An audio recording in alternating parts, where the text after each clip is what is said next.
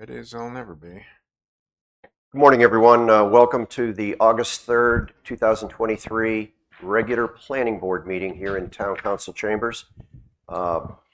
Seeing we have a quorum, if you could join me in the Pledge of Allegiance to start the meeting. I pledge allegiance to the flag of the United States of America And to the republic for which it stands, one nation, under God, indivisible, with liberty and justice for all. Amen. Thank you.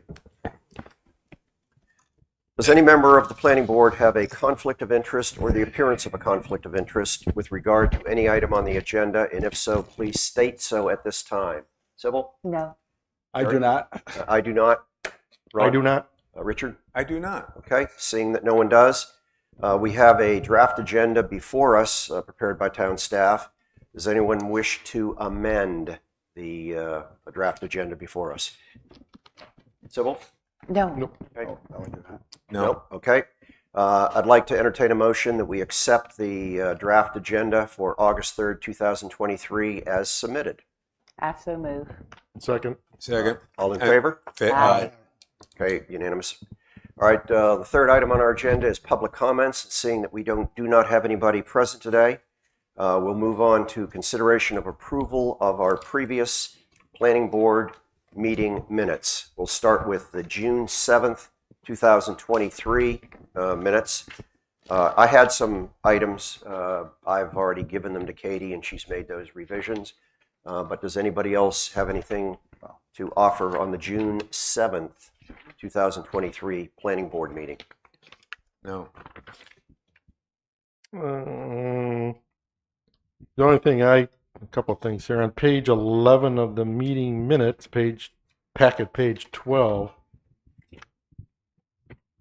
Kind of on the top middle, it talks about 3 overall conditions, and then we list 7 overall conditions.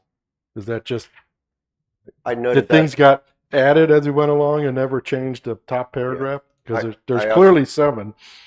You're right, and I offered that to Katie, and she was reluctant to change anything that had come in Wes's submittal to us, because that's what went to town council. But Ron's exactly right. You kept showing 1 through 3, 1-3 as the overall conditions that applied to all sites, and then you added to them, but you never went back and changed that 1-3. You have page 11 of our meeting minutes. June. Package page 11. No, Packet page 12, 12. I think it is. package page 12, minutes page 11. You say 3 overall conditions. For the minutes, staff wanted your conditions listed at the main end, so I took yours word for word and Sure. put it at the end of the minutes. Yeah, and that is a typo. Okay. The 3 overall, and I don't. Should we just put like 3 overall and then parentheses corrected 2 or something? That's so that- fine. I We can believe- just change it in the minutes to reflect 7. Or is that I SIC? mean, Does that mean It's not that corrected? big of a deal. Yeah, we can change it in the minutes if Katie's willing to Yeah. do Sure. that. Yeah, then I can it's- sign them. But That's fine. Yeah, and it's it's- trivial at this point because those Yeah. 7 items are it's at the obvious. top of each. It's obvious. Ordinance doc approval. But it's in 2 places. It's the word Yep. 3, parentheses 3, and then conditions subject to all sites 1 through 3. Because at first I read it and I thought maybe it was only to sites 1 through 3, but that's not what it meant. But Katie, if you could change that in those 2 locations. Ron, anything else in those minutes? Again, I'm probably running into the same issue here. It's a wording issue. On packet page 14, 13, on subject 10 and 12, again, since you're just copying what Wes sent you, I guess maybe not. But we keep saying no conditions and no conditions. That's really, I guess for the minutes purposes, there's no additional conditions other than those that were already imposed by themselves by the applicant, right? That's correct. So I don't know if that's a little misleading to it really should. I mean, it's, and Katie, I apologize, but yeah, there won't be any additional specific conditions to that site. Yeah. Beyond. I know what we mean, Sure. but for the future record, we're saying there's no So additional or no specific yeah. or something. So essentially, those can read similar to 8 and 9, and you can just strike that item 1 underneath each of Yeah. those, and it will Okay. just say recommend approval. And then on page 14, just one last thing, it's probably just, you got a E on the top there and nothing in it. Is that something missed or the E doesn't belong? See the little bit of E under D? Yes. There's just a blank. I'm not sure. Is that something that got, It's just Mr. it's just a Microsoft Word list yeah, you didn't back up one. So it's just screwy thing because intentionally left blank. E can be stricken. Yeah, And then the F moved up. yeah. Yeah. I couldn't tell from the notes that something get dropped or, so there's nothing there That's right. on purpose. Yeah. It's just an error, a grammatical error. Anybody else have anything regarding this June 7th meeting? No. Okay. One thing, and I wasn't going to bring it up because this was already corrected, if you will, or changed in the same notes that went before town council, and it was following this June 7th meeting. It was on July 10th, and it had to do with under subject site 11, number 3. The town council corrected that and made it clearer about the 15-foot to the southern edge. It was really 15 foot to the northern edge of the existing building. And then the existing building was a 10-foot setback. And then at the southern end of the existing building, proceeding south, it was 25 feet.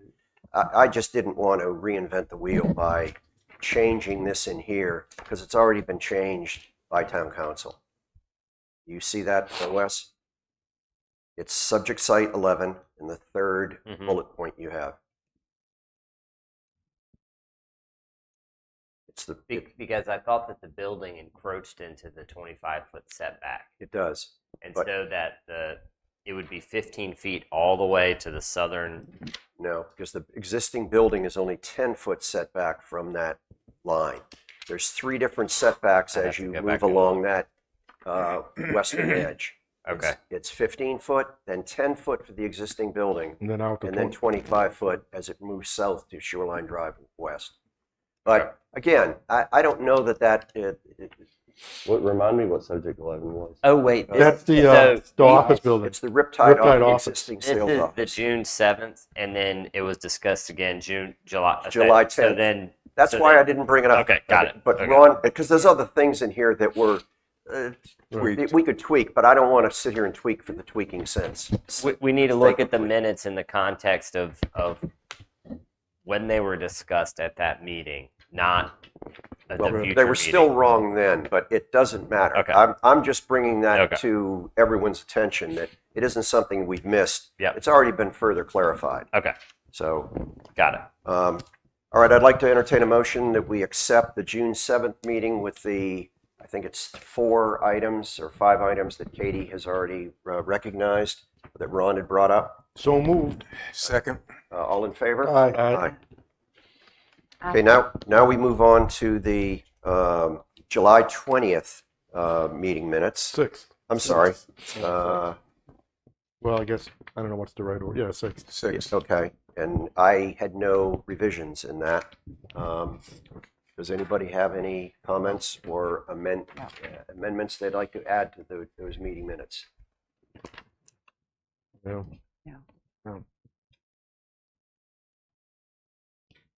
Richard? No. Ron? Yeah, leave it. Leave Got it? changed anyway. Okay, I had none. None. Civil? Okay. I'd like to entertain a motion that we accept the meeting minutes for the July 6th, 2023 regular planning board meeting. Can I have a motion, or a second, rather? Second. All in favor? Aye. Aye. Yeah, I made that motion, Katie. I know I didn't say that quite right. All right, the last item for the consideration and approval of minutes is the July 20th, 2023 Planning Board meeting. Sybil, do you have any suggested changes to that? I did not. Jerry? I wasn't here. Okay. But I'm sure you watched this on. Oh, absolutely. Yes. Riveting. Took copious notes. I had a couple of changes. I've already passed them on to Katie, and she made those revisions. Ron, do you have any changes? Oh, it's good with me. Okay, Richard? Fine. Okay, so I'd like to entertain a motion. We accept the July 20th, 2023 minutes as submitted. I so move. Second. All in favor? Aye. Aye. All right, approved. All right, now we move on to old business, which is the Unified Development Ordinance. Terrific. This is our third planning board meeting in review of the final draft as prepared by the Council of Governments by Wes of the revisions to our present UDO.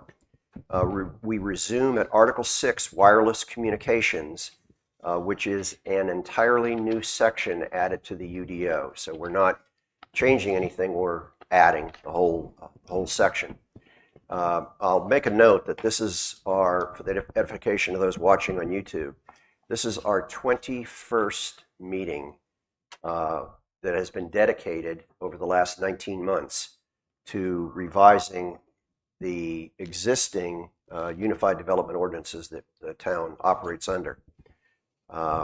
So we are near the end. I would submit that I think everybody is geared to finishing this today. We have another meeting tomorrow that has been scheduled, and I sure hope we don't have to utilize it. And I know Chad doesn't want to utilize it. All right, we're going to start with the new Article 6, and I'd like to kind of turn the stage over to Richard. He has significant experience in wireless communication, as does Ron. But Richard has kind of shepherded this. Well, thank you, Chairman. I want to make just a few remarks to put what we're going to talk about in context. May come as a surprise to everybody, but 1 out of every 4 households, 75 and over, is a wireless household. 65 and over, it's 1 out of 3. 50 and over, it's 1 out of 2, which means a significant plurality of our community gets their telecommunications services from a wireless phone. 99% of those folks, when they are in their homes, use their internet service via Wi-Fi to make phone calls. We just recently had a catastrophic power outage in Sea Trail and a larger portion of Sunset Beach. And I have a feeling a lot of people discovered to their horror that when the power went down, that cell phone is a brick. Cellular coverage in this area is very spotty. The only carrier that has universal coverage for 5G in Sunset Beach is AT&T, followed by Verizon, which has 50% coverage, and T-Mobile, which has even less. And while those are backed up by 4G, the 4G network is extremely fragile and is extremely prone to downgrades in terms of the service that can provide in a crisis. Just because a tower can pick up a cell phone signal doesn't mean it can handle the call. There's a certain amount of capacity within that tower, and when that tower reaches that capacity, it does 2 things. The first thing it does is it reduces its range. The second thing it does is if you are what's called an MVNO customer, mobile virtual network operator, companies like Spectrum, Mint Mobile, Cricket, all buy network time from the carriers. When the network is stressed, those services are the first to be thrown off the network. So you may have an MVNO phone that gets great coverage, but in a crisis, the network may refuse to handle that call. And what that creates, in my view, is a threat in a public crisis that people who are in dire needs of emergency services being able to call a friend to see how they're doing, or an ambulance, a police, are going to have no way to reach out for those emergency services. We've kind of grown accustomed that wireless services is kind of a great technological, look at all the fun things that it can do, but at its base, it's supposed to also provide the capacity for universal coverage, which is why the federal government came in and mandated that the wireless services handle 911 calls and be able to provide location information to a 911 operator absent a landline call. Richard, Yeah. your background is impressive in the knowledge of it. So We have an ordinance here that we're trying to deal with, and I think if we get into the meat of the ordinance, and that's the my- ability, but the ability of new wireless communication facilities to be incorporated into our town is really what we're all advocating. yes. So, So- I'd like to have you proceed, but proceed with Let's- the Article 6, if you could. Yeah, so my first change would be in subject A. Necessary for the provision of advanced, and I would add necessary wireless communication services throughout the community. And the second Can thing you that say that again, please? necessary for the provision of advanced and necessary wireless communication services throughout the community.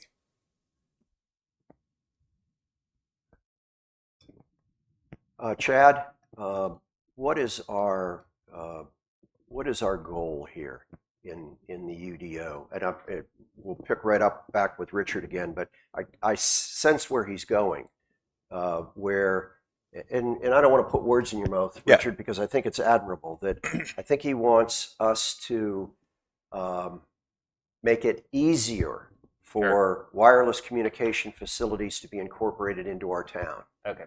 And within a degree of reasonableness, I can agree to that, agree with that thought. But as we add words like necessary, what does that do to preventing wireless communication facilities to be put everywhere?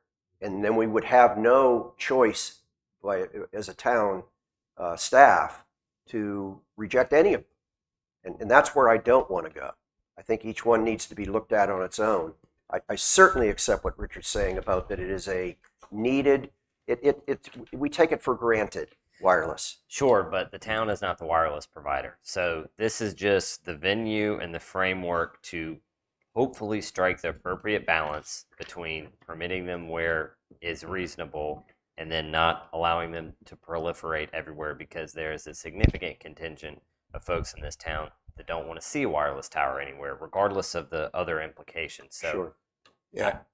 But that's But- limited by the table of uses, right? that's correct. So So it's only if in, there are things in here that we need to change, that's fine, let's change it. But it's not our job to do Well- wireless service. Well, but I see the wordsmanship that where Richard's Yeah. going, and I don't disagree with where he's going, but if I don't agree with the word necessary, I read the rest of that sentence, which says telecommunication services throughout the community and to ensure the ready availability of reliable wireless services to the public. I think it's It already says making that. It already says that, point. but we can add it. Here's the thing I would say. And some of these things, when you say advanced services to a carrier, okay, that's a very specific technological definition, okay, that could, the carriers say, Why don't we just get rid of the word advanced and move on? And this is just an Necessary introductory. for the this provision is of tenants a throughout the general community to statement. ensure It the ready has no available- regulatory provision. It is a statement. Okay. Of intent. yeah, that works. The rest of the planning board, That's do you good. agree with that? yes. Okay. Please continue, Richard. All right, and so farther down, and to give an overall worldview, I've read these before, okay, and the tenor of these tends to be kind of a NIMBY, not in my backyard, okay? I think we've taken out an awful lot of wordage And- that made it and so restrictive, most like of what I'm balloon gonna testing add and in other here- things like that. is to kind of shift the tone. Yes, we still want all the restrictions.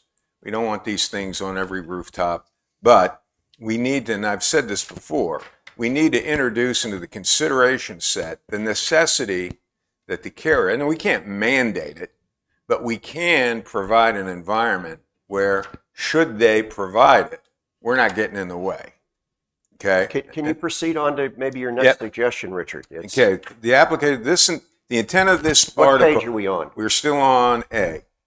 Okay. And we're down at the bottom of the paragraph. The intent of this article, while facilitating coverage to all residents and businesses within Sunset Beach and the ETJ. Okay?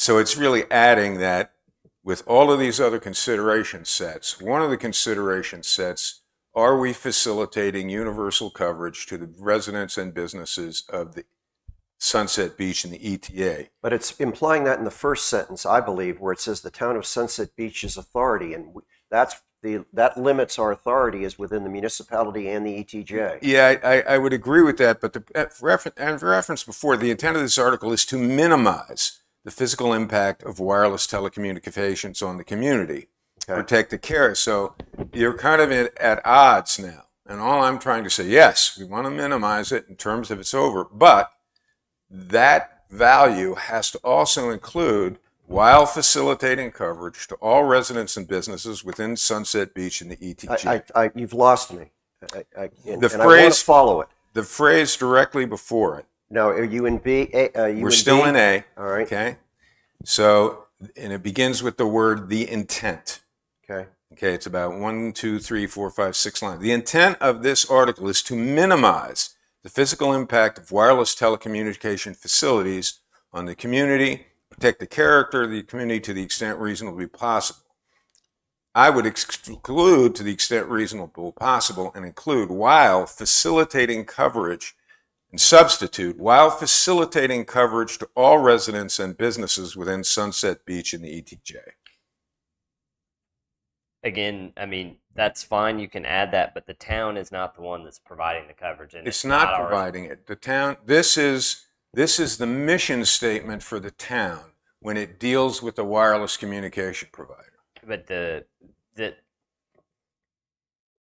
And we it can put can't whatever you guys want. it can't mandate that you have to move this tower or I this. think where Richard is and where he's been is he's trying to achieve a balance in this purpose and intent. And I just caught it because he said mission statement. We're trying to achieve the balance of restrictive because of impact, but you're trying to achieve and encouraging the basic coverage, whatever you want to call it, like the 911. I don't know what the right term is. Yeah. And I think he's saying that. Well, that So have we achieved it through this or not? Or there's a few words trying to give the carriers the intent that what the town wants is not poles sticking out of the ground all over Do the you place. think it achieves it?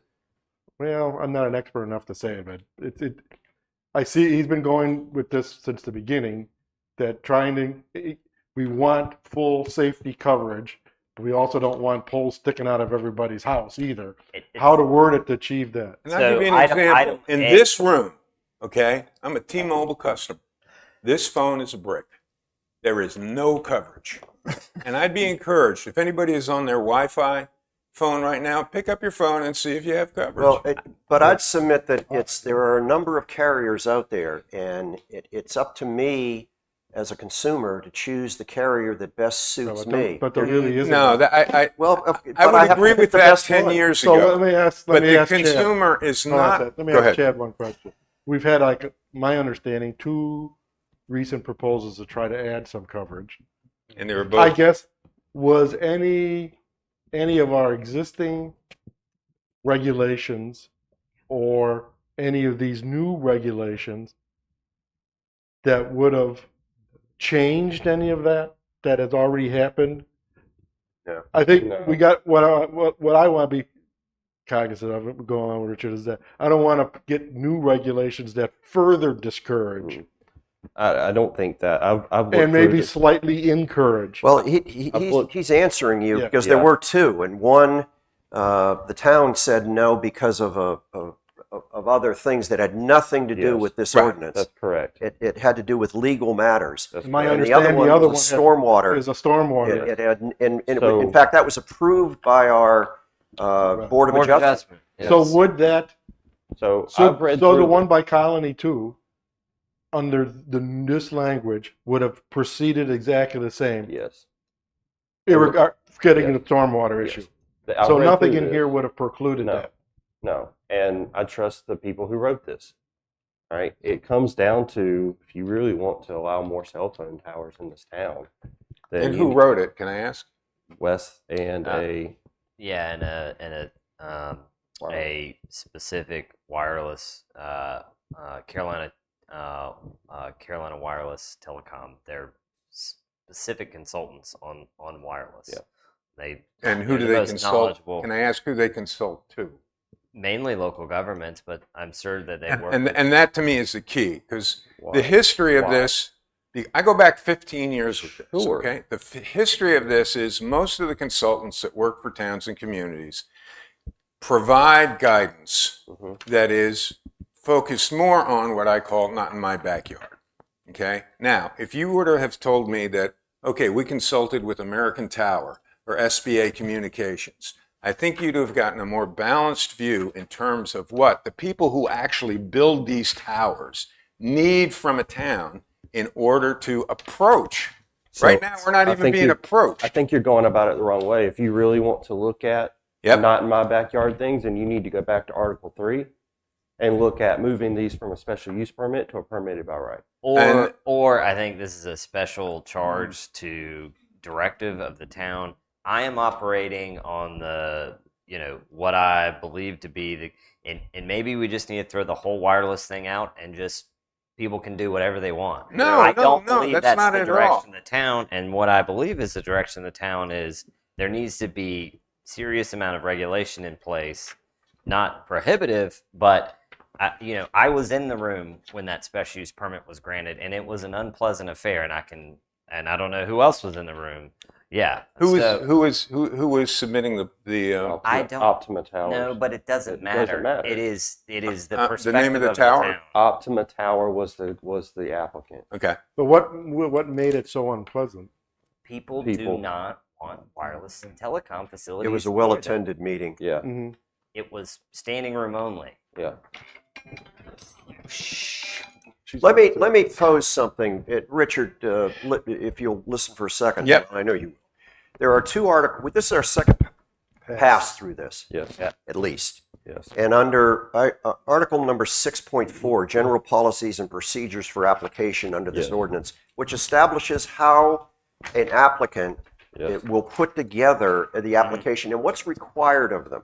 There is a ton of stuff that we thought was too restrictive. Right. That has already, and you'll see it's all been redlined out of here. In fact, I think some of it needs to be put back in, particularly where it deals with screening for visual effects. And then under the article for new towers, no, 6.10, new Right. tower, new structure, new support structure, or substantial modifications. Correct. There is a ton that's been taken out of that. In fact, the majority of that article, because we as a board thought that it was nitpicking and it was Right. going to create situations that would have been difficult hurdles for an applicant to get over. Yeah, And what we really wanted to look at is that site a good application, or what impacts will a tower in that site have on the surrounding community? right. We weren't looking at reception. We weren't looking, and I don't think that's our job to look at whether your phone is a brick when you come into town hall. It's going to be somebody's job, and somebody's going to get sued. If you have a catastrophic, and trust me, as a carrier, this has happened again and again. Now, they don't win those suits, So but when- if somebody is in a catastrophic power failure, Like, their phone is a brick, Hold on a second, Richard.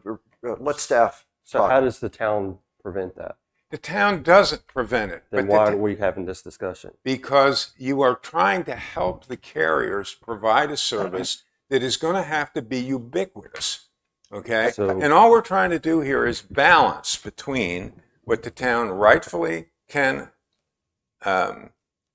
Then require so- of and the then- carrier. and Article 6 does that.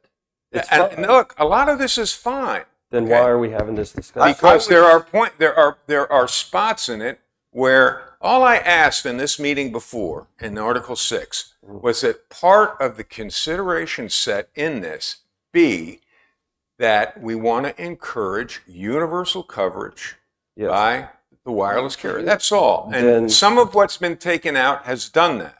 But So- there are a few moments, particularly in the mission statement, and a couple of places in here where I think the language continues to be restrictive. I'm just going to be very honest with you. When it comes down to an applicant submitting something for a wireless tower, they don't care about the mission statement. They don't care about the surveyability. They care about the definitions. What they really care about is What's what do they have required to of the do? What is application? requirement of the application? in Right. The site plan. That's And it. that's fine. That's it. I'm not So here. if you want to really encourage this, I'll tell you what. I'll be honest with you. What's really going to encourage this is the number of hurdles they have to jump through. So you go back to Article 3. I'd Right. like to poll the planning board Yeah, as to. I think it's fun. I'd like to poll the planning board as to, Richard, you've made your point very Okay. clear, and I support most of what you're saying, but I think you're going outside the bounds of what the Article 6 is intended to address. But I'd like the rest of the planning board to chime in here, and what is your feeling about the purpose, the wording, and what we have here before us in this new article? Sybil, can we start with you, please? One of the things that concerns me is it's just very, very wordy. But legally, I'm not out there, so I don't know legally what needs to be done to protect us. I would like to see it condensed into, this, and move on. So Thank you. can I answer? Yes. Please. So, Civil, something that might help you is that if you look at, so if a new cell phone tower dealing with a cell phone tower comes into this, the staff would look at this as far as a condenser. You're looking at Article 6, Section 6.4, potentially 6.5. 6.6 with fees will come into play, existing facilities and complexes, certificate of completion as we get to that point, 6.8. Exclusions, if there are any, 6.9. 6.10 is where it really gets into new towers. Those are the And we've big struck a requirements. lot of that. Yeah. And a lot of that, Chad, in my review, was fine. Let Sybil Go ahead. finish with the floor here.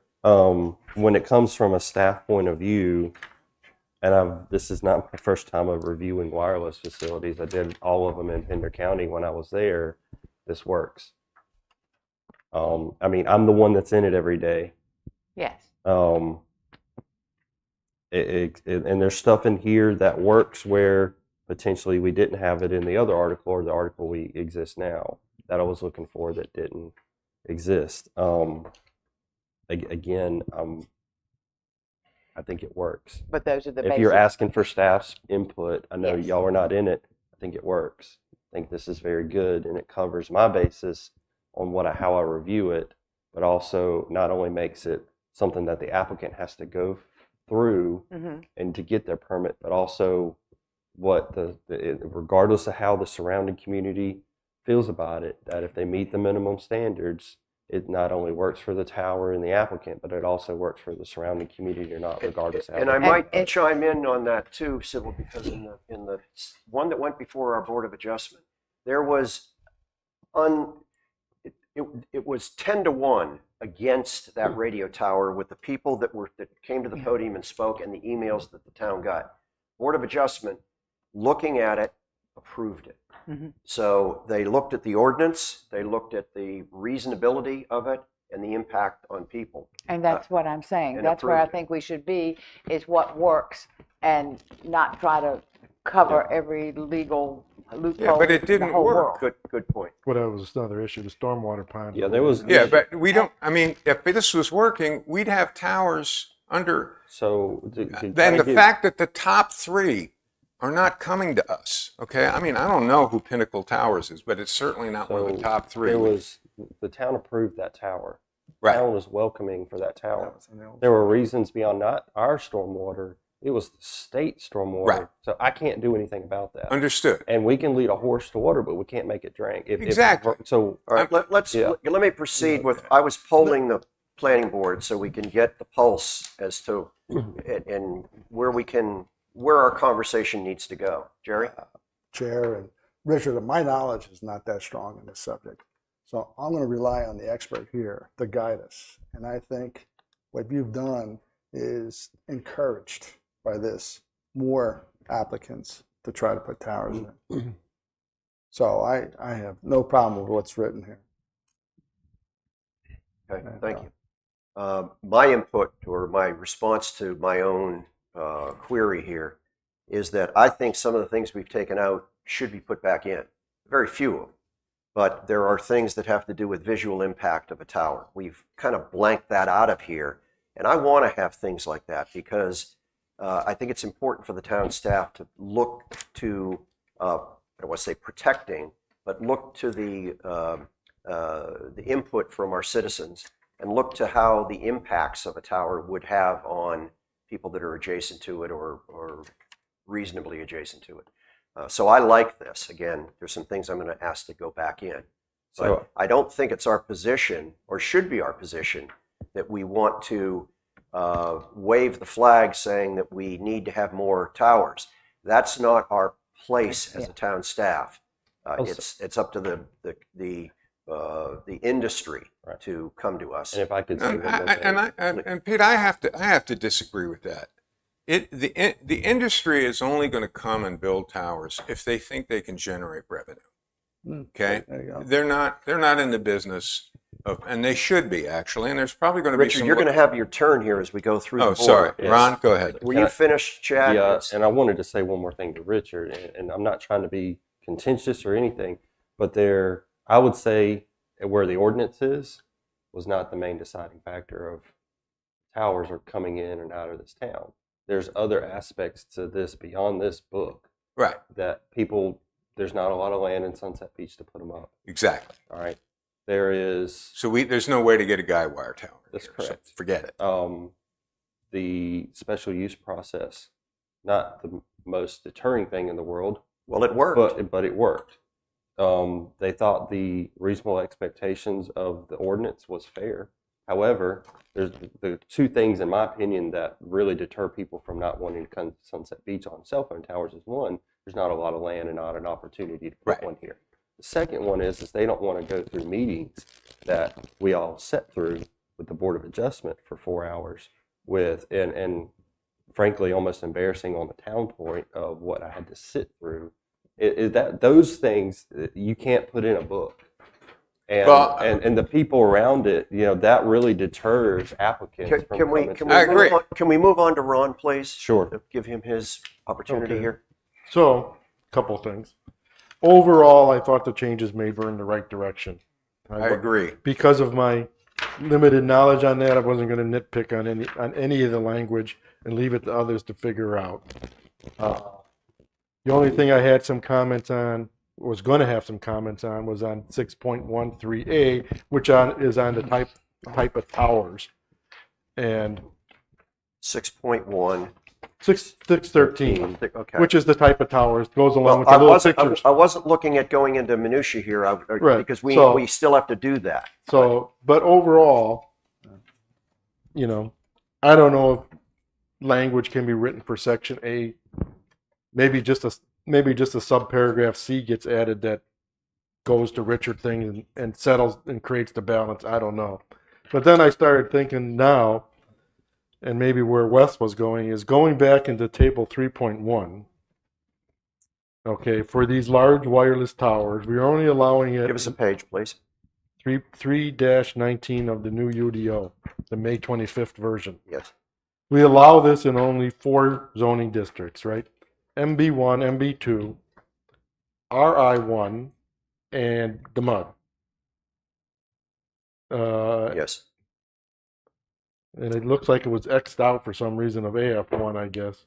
I don't know if that was just a typo or whatever. Well, But anyway, there was a so- conversation So about what it. Wes went to a little bit, because we got them all as SS's, forces everything to go to the Board of Adjustment. hmm I'm Which just- was not a change. I know, Yeah. but maybe, I'm just throwing this out before everybody starts throwing daggers this way.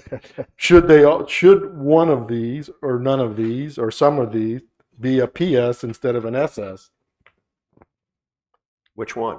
I don't know. I'm sort of leaning You towards. live in one of I'm them. sort of Which one? leaning towards MB1. I don't know. Mm-mm. No, okay.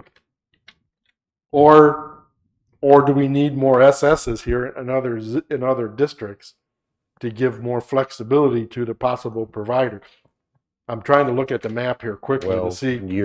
you've got them in. You don't want to put them in any residential. Right. If you move it, I mean, we don't have anything on the island, BB1, but they probably don't want to put towers on the island in because most of the jurisdictions around this region, you will not find many permitted by right telephone towers in zoning districts. But if you had to pick one, you would probably need to do institutional, Which is which one? RI. RI1. We have some spots of that, or we don't really? Well, That's it really is town already property. there in RI1. It's an SS in RI1. Correct. Yeah, but should we change it to a PS? This is my. If you want to encourage it, put it in MR3 and do it as a special use permit. If that's what you want.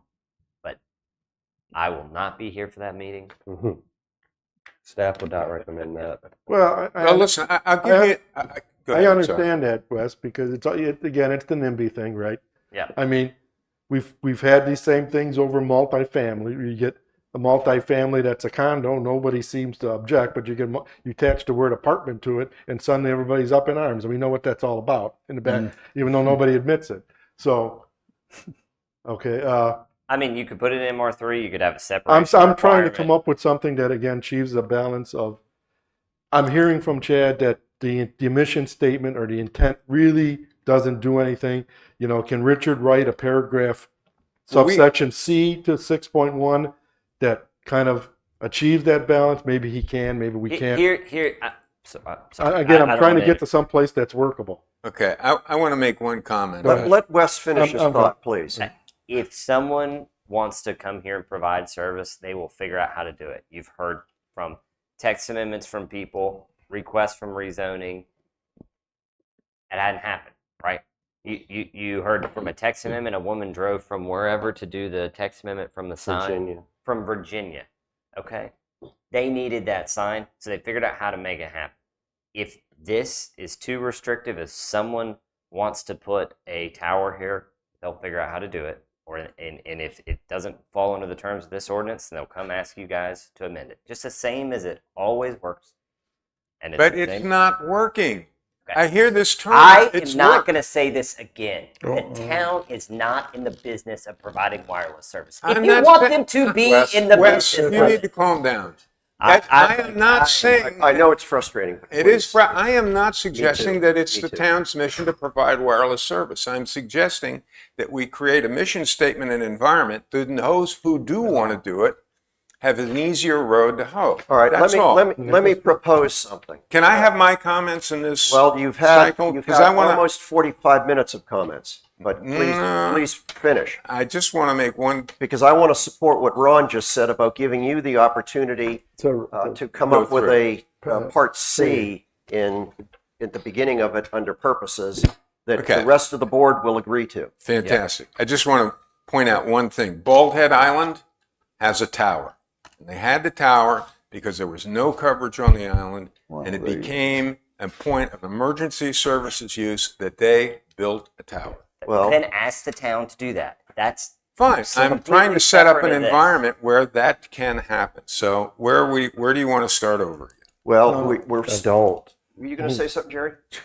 Richard, please write that C universal. section of the under 6. But 6A, 6B. when will 6A. we review that? I think all we can add a sentence under A. Universal coverage is encouraged. Is that Richard? Yeah, where are we talking about? We're that? right at the very beginning. It'd be 6.1A. the last sentence in A. Universal coverage is encouraged. Great. Now the How only about the goal of universal coverage is, Perfect. The goal. Richard, help me. The no, goal that's of, fine. The goal of universal coverage should be part of the consideration set. all right. It is- We're good What do for you, that? Sybil? You're good. You like that? Fine. Ron? Right. Okay. Again, trying to achieve the balance between regulation and encouragement. It's tough to do. Right. All right. Can you read back to us what you've written in there, please? It would be the last sentence under A. Yep. The goal of universal coverage is encouraged. Okay. Richard? That's fine. Now, there's a couple of things in definitions that we need to address. And let me tell you how important that is. If somebody were to go before the Board of Adjustment and read that to the board would look at that as a mandate to look at how that application could help achieve the goal of universal coverage. Right. That could be, I mean, that's a game changer. Right. So that's So good. please thank you for creating a little anarchy drama here. here. But I hope you realize that you've achieved something. No, I'm very happy. I was very happy with the overall, and I've reviewed tons of these, and in terms of its NIMBY qualities, it's very light. So I think this is a great, All right, great start. can we move forward? Yep. In terms of the applicant, any wireless service provider, applicants are going to. Where are you? I'm on page 6.2. Katie needs to know Yes. as you move forward. We're on Yeah, page 6.2, 6.3 definition. Okay. Applicant, any wireless service provider, I would add that, or tower operator. Because the people that are going to come to us are going to be tower operators primarily, not wireless service providers. Wes, do you have any problem with Sure. Okay? Base station, that? Katie, do you see that? base station, a station at a specific site authorized to communicate radio receivers, antennas, coaxial cables, power supplies. I would add backup generators and batteries. Power supply is a very specific technical reference to power supplies within communication systems that step down AC to DC. And what you want to make But isn't that the same as a power supply? no, it's not. A generator basically is a backup AC provider that when there's a catastrophic failure. It doesn't matter. It's the same thing, but let's add it. It is. so we I can believe move it's on. the same thing, and we're just adding No, something for the it's sake in of terms adding. of the technology. For power- electronics, power supply means something, yes, not what you were thinking it is. not what you think it For is. the purposes of the UDO, it Mhm. is the same thing, All right. but we will add it. Okay, backup Let's move generators on. and what? And And backup generators and batteries. batteries. Do Okay. you see that, Katie? We're under the base station. We're on page 6.2. We're under base station definition, and after the word power supply, Richard would like to add comma backup generators and batteries, Okay. and then it goes and other associated electronics. Okay. I think in page 6.4. Wow, we're moving. Yeah, the article need, it's a little confusing. The term need relates to the ability of the user equipment to function or design as designed. And I would simply add somewhat of the statement that we add in the beginning and provide complete coverage to residents and businesses of Sunset With the Beach. goal of Yeah, with the goal of providing complete coverage. I mean, we're defining what the need is there in the definition. Or we could use the phrase that we used in the beginning, with the goal of whatever that well, was. that's what I would Yeah, agree just to. said. Is the same thing we Yeah, wrote just add the before. same language. Yeah, use the same language. Wes, do you see that? Six I 6-4 need. Is this? Are we adding a sentence at the end here? yes, at the Yes. end of the definition need. Sure. The goal of Thank universal. you for your My tolerance apologies. The goal of universal coverage is encouraged. Or can be included in the definition of need. with the goal of providing universal coverage. Yeah.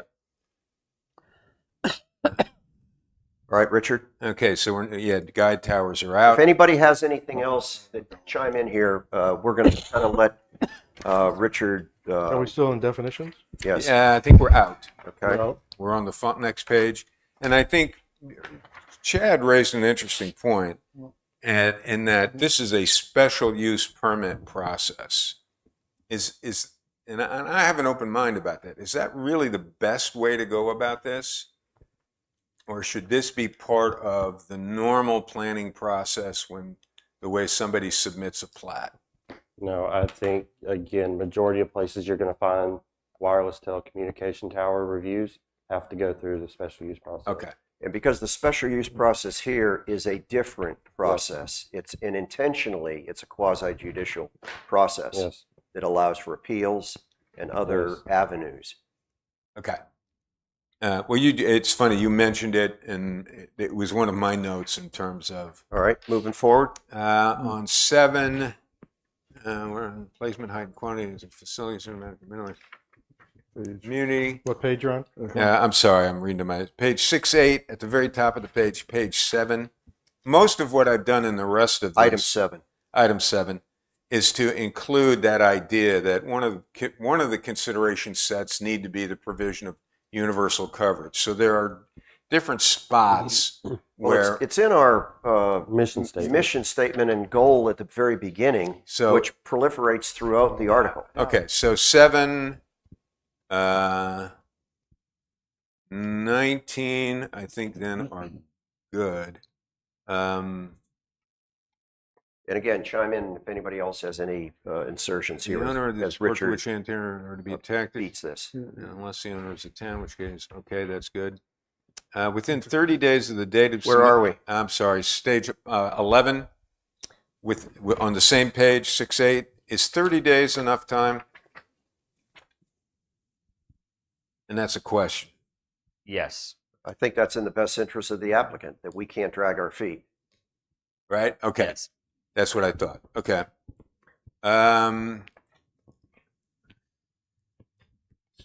On page 6-9, 6-9, we're now on item 18. Unless such is proven to be technically requires the calibration of a new antenna. This is almost a point where the town is mandating where the tower should go. Is that how I'm reading this, Jed? Hold on. Which one? Number Number 18 on 18. page 6-9, line item 18. We're still in Article 6.4. It almost reads like, we don't like it there, will you put it over here? I think it's just requiring them to. We can get rid of that, but basically it's just saying that the town prefers co-location, but we can get rid of that. Well, if it's a preference rather than a mandate, that's fine. In the encouragement, you would rather have co-location than another cell phone tower be built. We right. can change the word requires to encourages. Okay. Okay. All right, cool.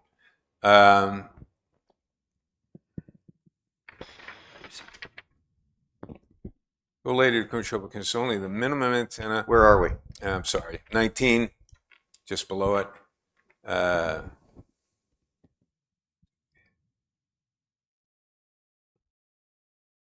Yeah, okay, that's fine. All right, turning the page. And we're turning the page. We're going to 611. 6.6 fees A. Hold it. I'd like to insert something here, Okay. Richard. There was a strikeout. I'm in 6.4. I'm on line item 25 on page 6-10. And we're talking about vegetative buffering. I have to turn to Chad. Is there an overall buffering requirement within our town that would be applicable to a cell tower? Yeah. Because I hate to strike this and not have any provisions for buffering. No, so this will also be, right, unless Wes corrects me, but this is also regulated under the new buffering standards that were put in here. Yeah, but the new buffering standards tend to deal with residential versus non-residential. They tend to deal with subdivision perimeters. It's I mean, your buffering goes for everything. It encompasses anything that's put in the town. You also got to think this is also goes through a special use where reasonable conditions can be placed on the okay. applicant. Never mind then. I'll strike my And my Chad concern about 25. it is right, but if you want to keep this in, it would be you would require a buffer, period, even if it was for example, a wireless tower next to another wireless tower. And Well, and I hate for the Board of Adjustment because they'll be dealing with, is it an appropriate site? You could forget the whole buffering thing and not impose those kinds of restrictions. But you're should saying we- that maybe we Should can we keep leave this in the first sentence there, up to fencing?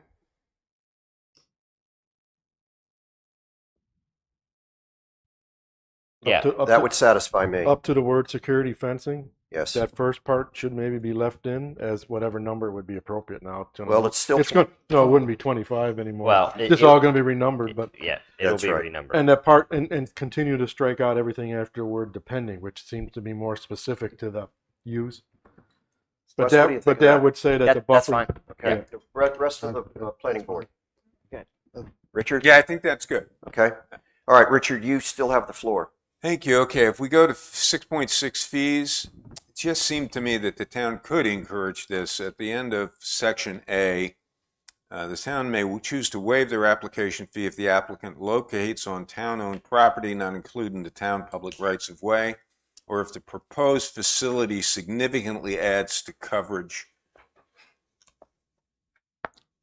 So if they're solving a problem, like for instance, Sea Trail has no 5G It's coverage. $100. Yeah, wait, okay. Yeah, $100 probably don't make or break it, I guess. I mean, they're going to have 4 suits here at this meeting to begin with, which are costing $150 an hour each. So, So it buys them a cup of coffee. All right.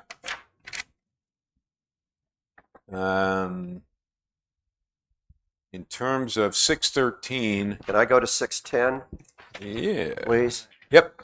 610 is new towers, new support structures, or substantial modification application requirements.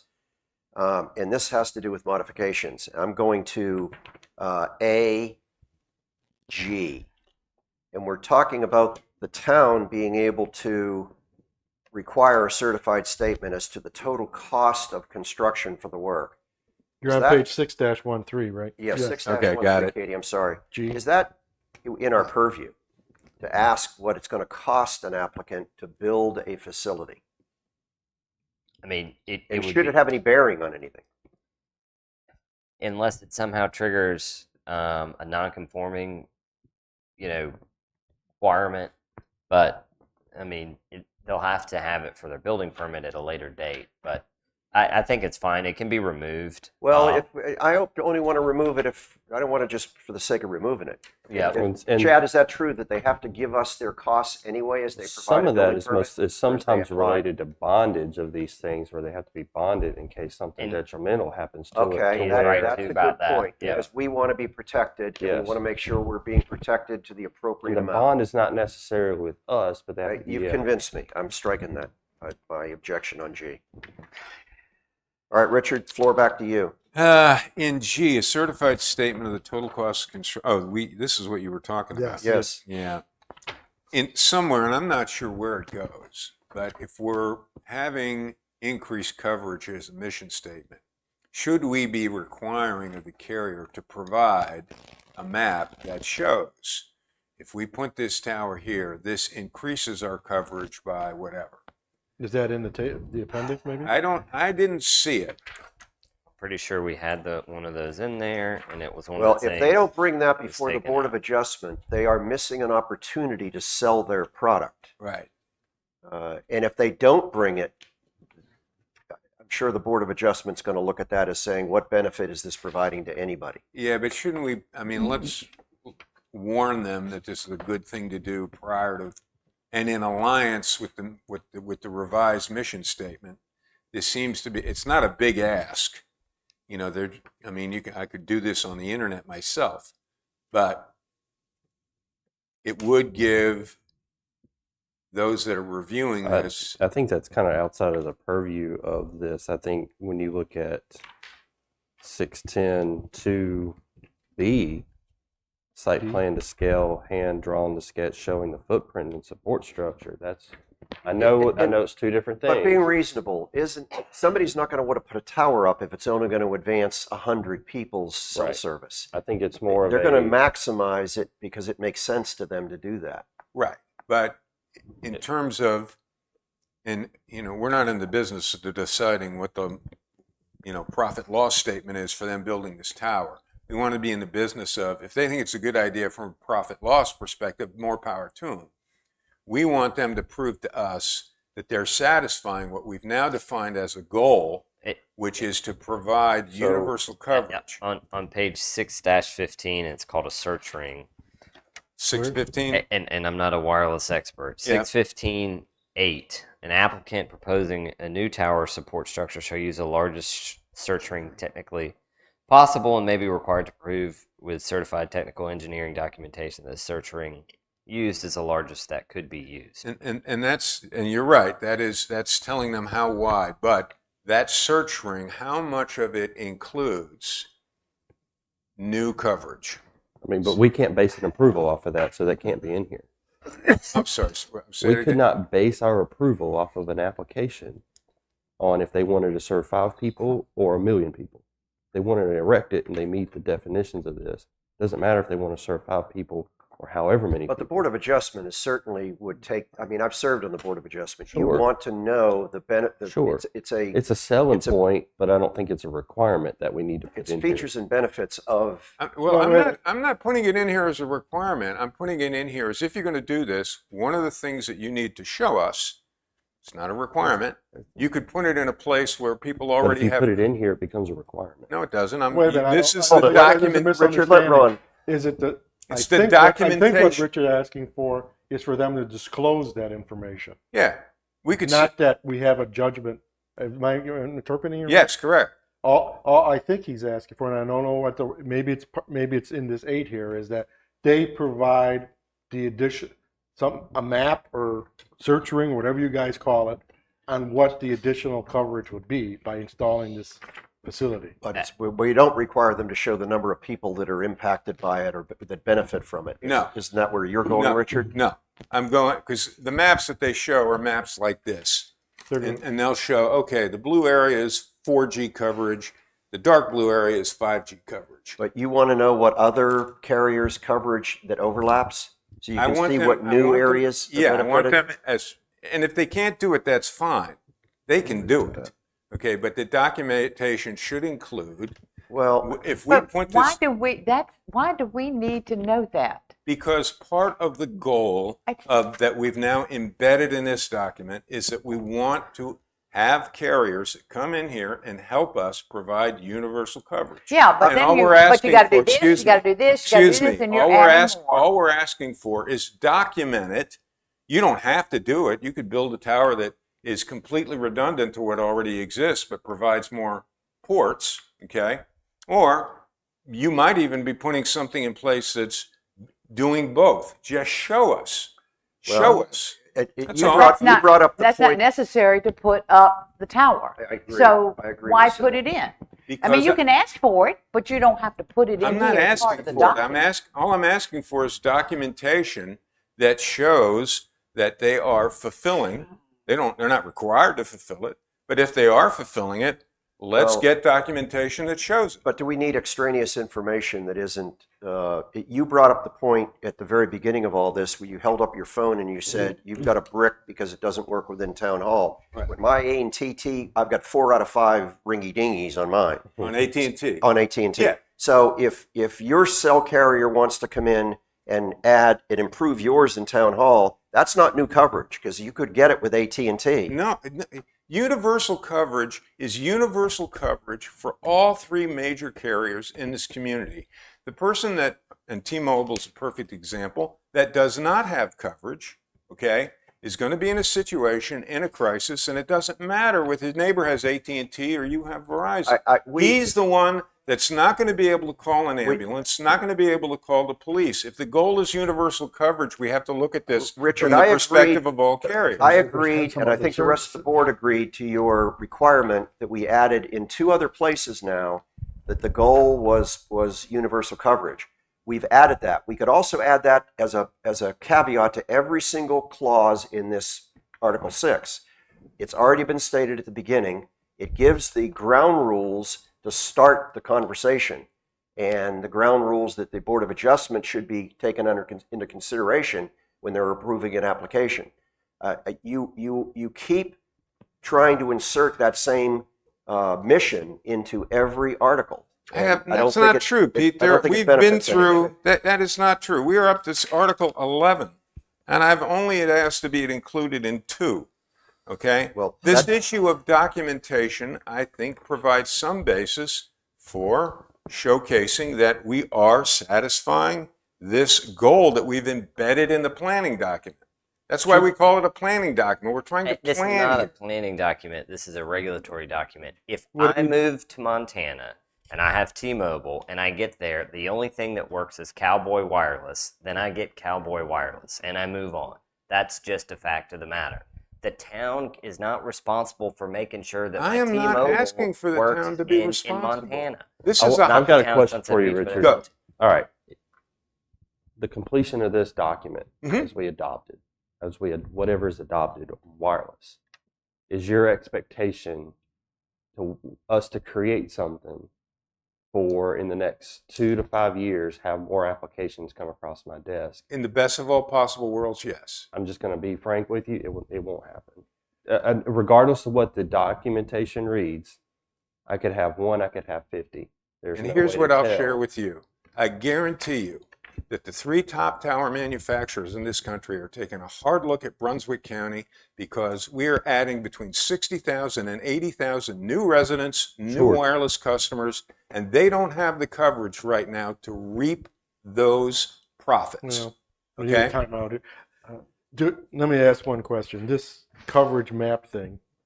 Maybe, I mean, maybe in the text it's We're still on item number 8. Yeah. Would it be better to add that to table A-1? I'm trying to go through this table. No, we already, That part of the applications include some sort of additional coverage map specific to. And you Talking could about Appendix request A? it, but not Yes. require. Then you don't need to put it in there. Then why would it be? That's my point. If you're not going to require it, then it doesn't need to be in here. Okay, so then I'm trying to back down a little bit to give some flexibility. all right, well, let's It's, move on. it would take someone at any of these carriers 5 minutes to generate this thing, okay? And it just seems like in all the things that we're asking for in order to fulfill the mission statement that we've agreed to, this would be an interesting and necessary document to help. We promote. are- But already this have is a- not an interesting and necessary, this is a necessary document. And that is not necessary to have a tower put here. And I'll just, and Mr. Chair, I mean, I didn't understand that universal coverage meant that everyone. I don't know what even universal coverage meant. I meant that people could have I thought it meant that folks had access to An cell service. opportunity to use a cell phone. But apparently, this means that every provider can, that anyone in town, every provider has 100% coverage Not across to me. them. Okay, good. Not to me. Okay, because I don't think that's an And- obligation and- that we and- want to. and- It's certainly not an. Richard, let me raise a point, and you Okay, please this take is- this under advisement. We have a UDO, and now we'll have a new UDO, hopefully. It'll have, for the first time, a wireless communication provision in it that gives us an opportunity for the applicant and the town to create a playing field where we can review things. If an applicant comes into us and says, boy, I'd love to put a tower here, but this clause, it needs to be revised. Could you, we have the opportunity as a text amendment from this board to look at that in the grand scheme of things, not just this one application, and make that change. That's correct. So we are never going to make this thing perfect, No. but we have the opportunity, and then there's another thing, they can go to the Board of Adjustment. So I think there's opportunities to make this thing function, and we're taking a giant step even where we're going right now. And I agree. So this, look, this Ron, thing, I'd like to hear from you. Well, I think this is certainly from the first to second draft a major improvement. Some Yes. of that stuff was, totally agree. I don't know. I mean, I agree with Richard with somehow, I know we can't encourage anything. It's not our job. But again, from a business standpoint, I would always look for the path of least resistance to get something done. If I wanted to build a tower or build a warehouse or certain in Brunswick County, I'd look around and see, well, here's the technical need for it, but where's the path of least resistance? If I got to jump through 9 flaming hoops to get it done in town A and only 3 flaming hoops in town B, I'm probably picking town B, right? If it's so, I'm just trying to come up with some language or Yeah. parameters here that doesn't make us the worst place to try to go to where they just go Sunset Beach. we'll Well, go to Ocean the Isle. applicant here has I know. already shown that that is But not the if case. so I'm kind of leaning towards those guys. I see the smug, not the disappointed looks on their faces, saying that, I know that we're okay, that this is written such that we're not the one that they're always going to X out. If they, that they look at Brunswick County and they see all this growth and we need more, they know it, they know that they need more coverage, that they don't. So Sunset Beach, big X. If Yeah. you're going to tell me Are that these we don't rules have any that different? big X, then I'm fine with it. Are these any different than the majority of other communities that you deal with? No, and in fact, most of them have a lot of this other ancillary information in there. Still in there. And can I just speak up here as someone that looks at this from the version of a wireless carrier? Those communities are about 2 years behind the technology. Well, we're not comparing it though. No, you're asking getting for the a yes or no perspective from of Wes. someone who has always reviewed this from the town perspective, which I understand and respect. I'm giving it to you from the perspective of someone that's reviewed this and understands it from the perspective of a carrier. Somewhere in the middle, I think we need, and this document does it. This is an incredible improvement over most of what I've read. And the few tweaks that I'm trying to add are just to make sure that we improve it in ways that I think are substantial and needed. Would you agree to move forward, Richard? from where I we can are? drop I think that's a minor thing. Carriers would happily do it. All right, I think let's it's- proceed then, please. And let's proceed. Where were we? I don't know, it was your floor. I think you were on page 615, line item 8, in 6.10 article. Yeah. Yeah. Okay, 615. Yeah, okay. So, You're up at 615? yeah, I think so. That was the, I'd just like to make a comment under 6.10. I think Wes has taken a huge amount of stress off an applicant in under 6.10 under item number 12, A, B, C, and D. And I think Richard should be pleased at that. what page is that on? I'm on page 616 and 617. Yes. And it's item number 12. Yes. Again, I just want to make a agree. comment that it isn't, we're attempting to make this a reasonable Yeah. article. And I think we're 85% You're there. up at 615. I'm not going to look that gift horse in the mouth. Okay. 6, all information. Under security, 615. No, I've now moved up to page. Oh, you were on page 615. Yeah, I was on page. We were on 610, which was the additional coverage Yes. documentation, which we're going to leave as is. Oh no, that was actually 613G. All right, so we're past that. Now we're up to 615. You were talking about Article 615. Now I'm talking about page 615, Oh, okay. Article 610. All right. Item 6. Hold it. We were already through 8. Yeah. 8, all of the information shall contain clear and that the finished sign and design with the visual intrusiveness. Okay, yeah, that's fine. You're sitting here. Okay. All right. Again, we're still in Article 6.10. Katie. And as far as I'm concerned, we can move to 611, page 617. Okay. Article 611. Yeah, and that has to do with the guide wires. We're turning a page. 618. Page 618. Okay, this is another redundancy with documentation on increased coverage, so we can remove that. We can move this page 619. Well, hold it.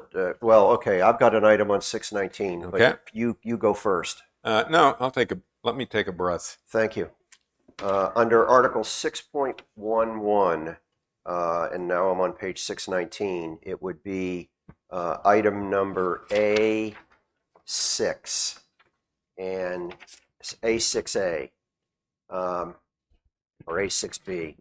Is this telling me, Chad, that we are allowing a 10% height increase to a building if in fact they want to put a tower or a Mini tower. mini tower on top of that building?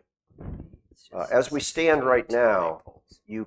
let's say we have the Regency, and I'll use that as an example because everybody knows where that is.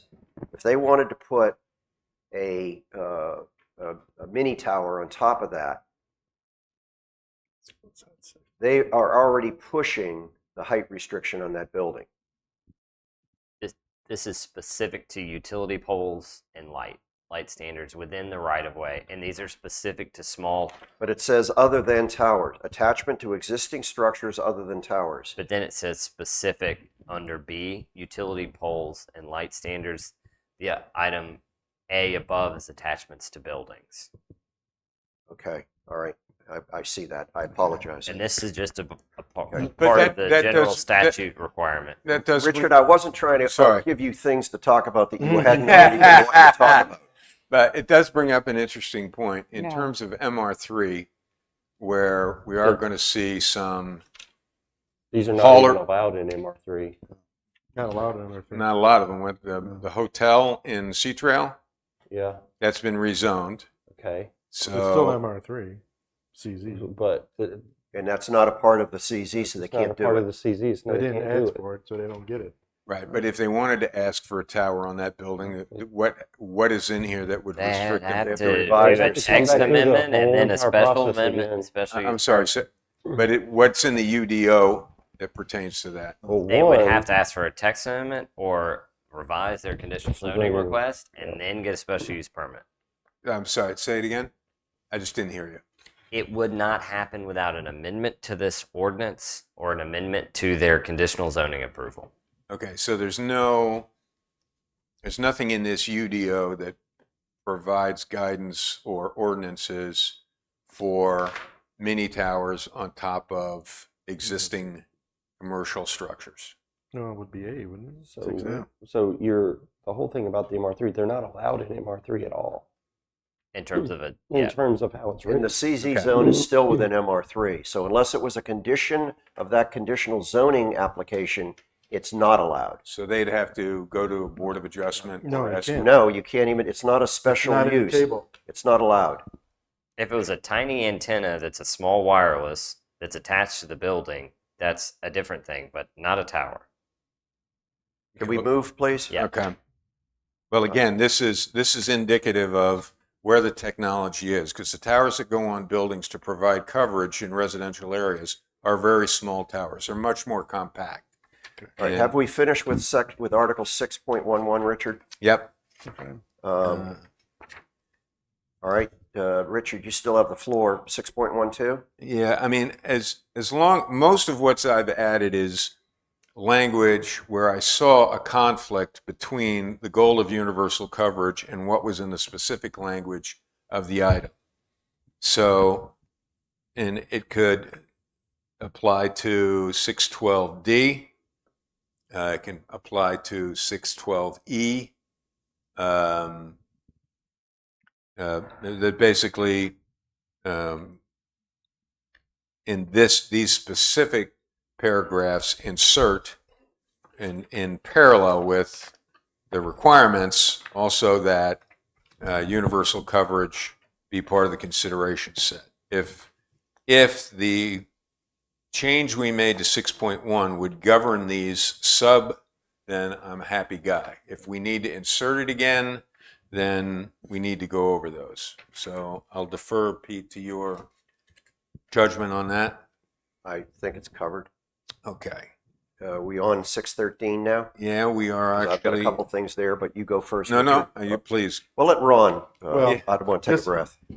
In looking at the nice little pictures that were provided by staff, You're on 6.13? 613. Okay, all I right. mean, so I'm just going to this first paragraph. No new towers of lattice or guide wire shall permitted. Only new monopole towers shall be permitted. So I just want to make sure we're clear.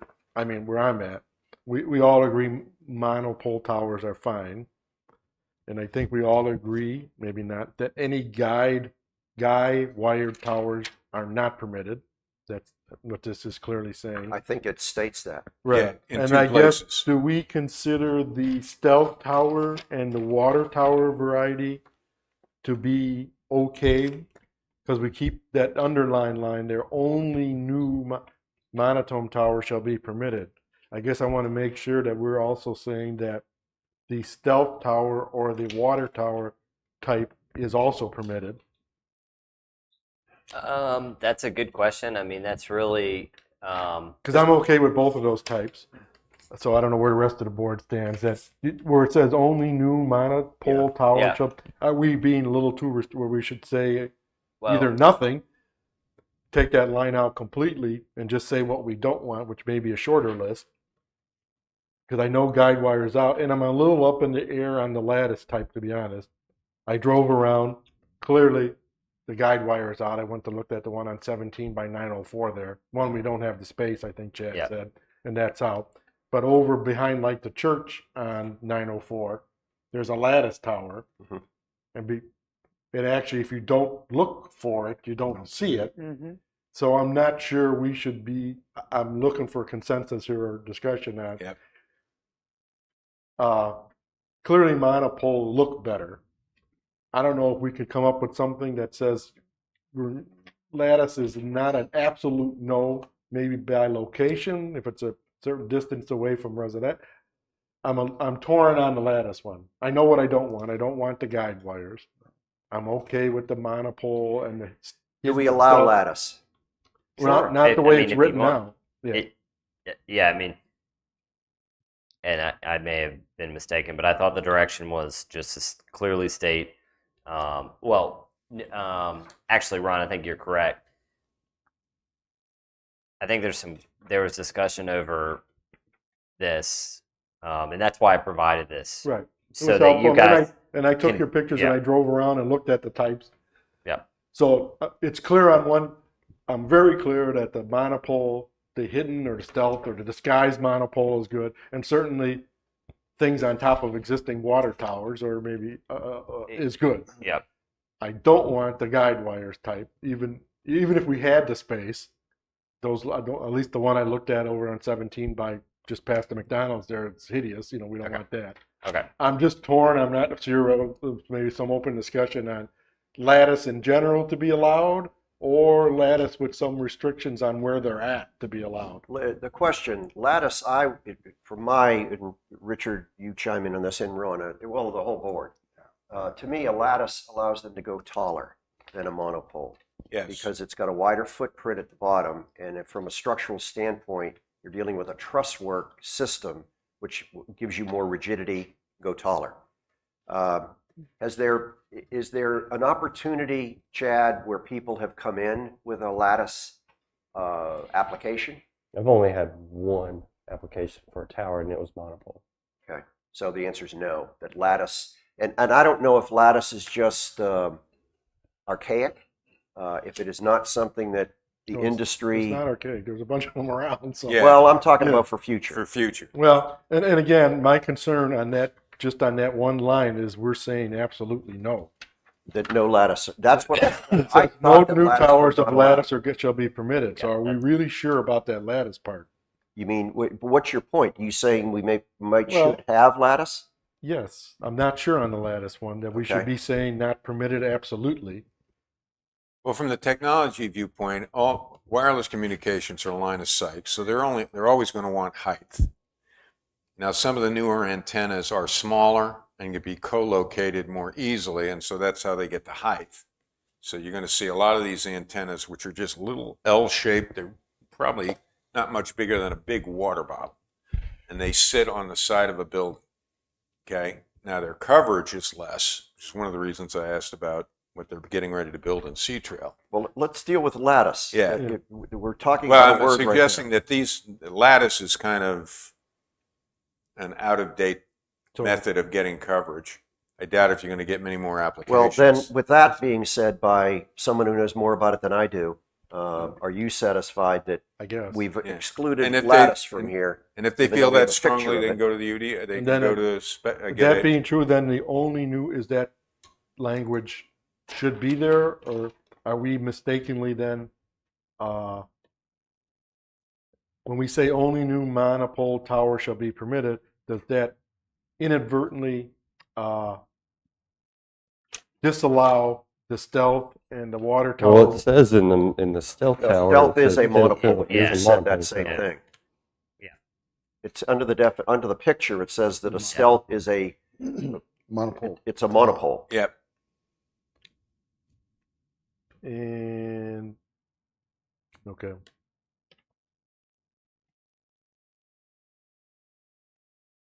Just in disguise. Let me ask something that kind of goes along with this too. Are you satisfied? Sure. Okay.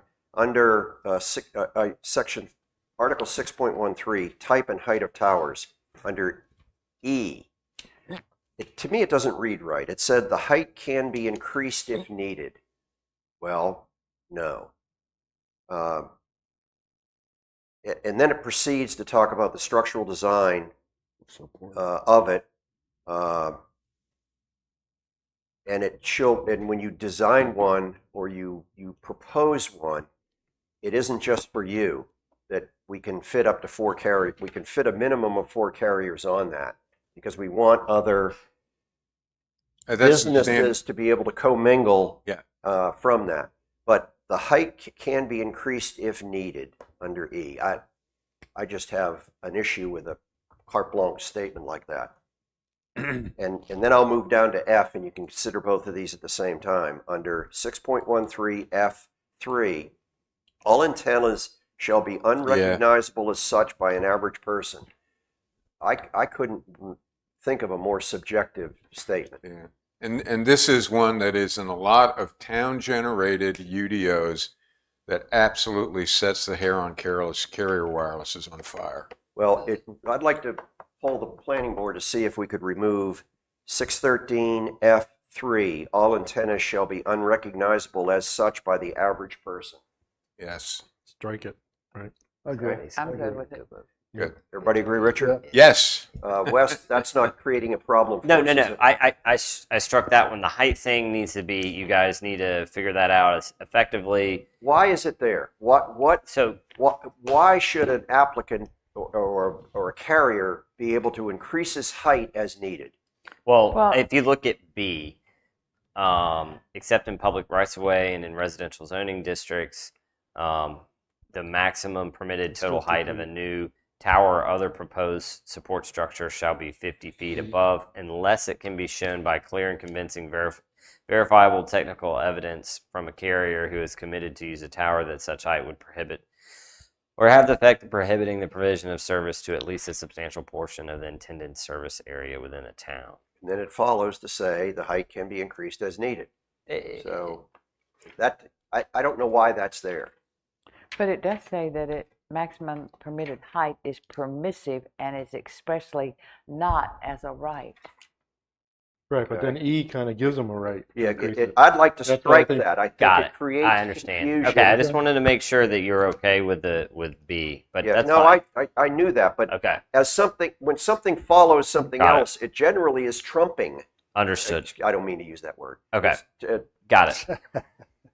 So we'll get rid of 613E and 613. no, just Just the the first few phrase. words. The height can be increased if needed. That So should be removed. We could start with a capital T in towers. Okay, then, got right? it. Okay, Yeah. Okay, Katie, do you see that? Okay, got it. Richard, do you want to move on to 614 Now let's move on to 614. Again, this article? Article B. This is another area where if the overriding paragraph in the beginning includes the universal coverage goal, the phrase here that kind of is inserted to reinforce that, which I would have added, we don't need to deal with it. And then, I have no idea what you said. okay. And, He was going to add some language on You this. must Add put some it language universal there to- coverage okay. So if the again. goal is covered universally, then he won't add it. Okay, Okay.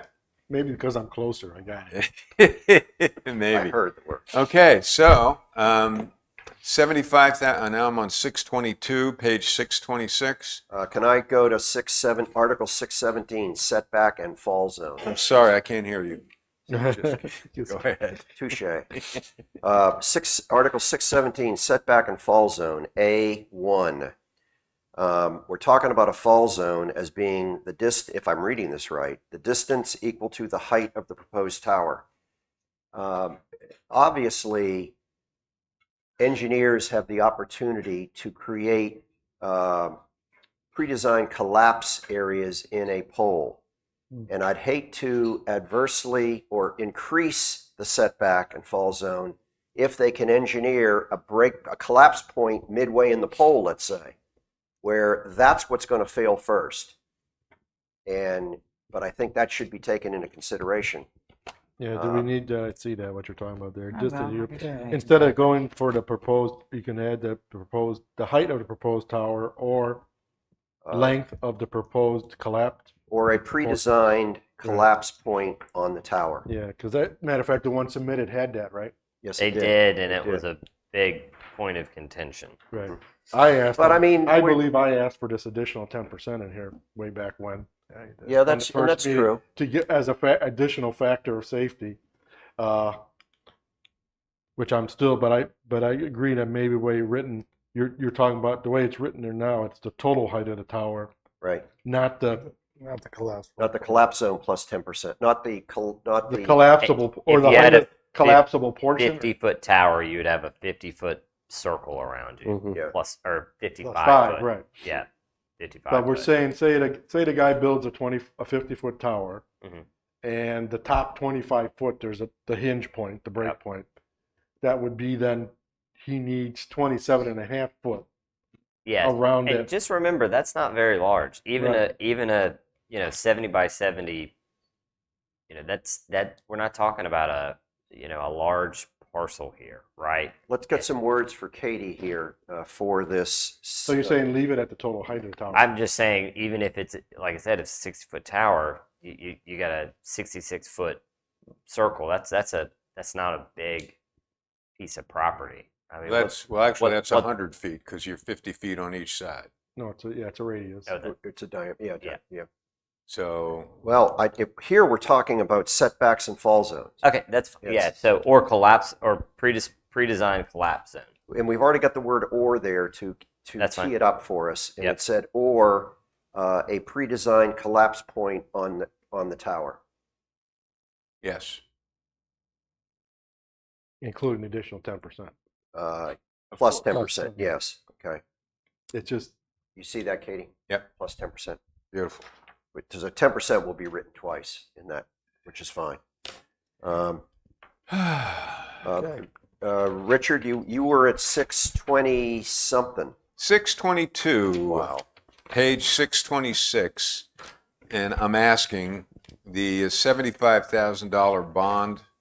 Is that high or am I wrong? Chad has probably permitted more of these recently than I have. What do you think? And Or could we Inventor. put in language I that don't remember. says up to? And I don't know. This is more a question for staff. I know we haven't had the best experience with those kind of bonds here. I don't remember. I First don't. of all, a bond is something that we're going to deal with without any idea as to what bag we're inheriting. And a $75,000 bond does not cost $75,000. Right. What is it? it's insurance policy. 10%. Yeah. It's Okay. insurance policy. So All right. I'd rather err on the side of being high because I can guarantee you that calling in the bond is going to be Well, is not going to pay back our citizens. well, usually the for problem on calling in a bond is you haven't written specific performance criteria. True. You say, well, it's bonded. Bonded for what? It has True. to do X. Well, I've been through this hundreds of times. Is it a Either an performance bond? irrevocable letter of credit or a revocable letter of credit, and then a performance bond. It's defining the performance that the provider has to do 1, 2, 3, 4, 5. If one or any of these are not done, you can collect on the bond. Because the insurance company that holds it, that's all they look like, just like an insurance policy. Yeah. In order to pay an insurance policy, what's the one thing they need? Certificate of death, right? And that's in all policies. So just like this, to collect on the bond, they're going to see, okay, did the provider, that's usually, and I haven't read this, when you write the bond, you have to give them the list of, because what the bond is a third party, an insurance company. Well, our attorney will read that bond. So I guess, is it, Yeah. No, But you have to write the performance criteria in there. In here? In when you write Yeah, the they bond. do. So I guess, But isn't that what we pay our town attorney for, to read the bond? yeah. uh, Well, how well did that go the last No time we sidebar, did this Chuck. with Coastal? so that's the key thing, and I guess without wasting a lot of time here to train you to read this, that as long as we stipulate in here that when the bond is provided, all the performance criteria specifically listed, then it's quite easy, works fine, because you go to the third party that issued the bond and you just tell them, here's where it hasn't performed, you need to pay us, and then they do it, because it's a policy. So what language needs to be inserted? I don't know. I didn't read it close enough, to be Okay. honest with you. Well, So I'm I gonna was go- satisfied when they talked about abandoned. They talked about other things and the completed to restore the site to its original condition. You know, that stuff needs to be written in that bond. Right. The specific there. performance.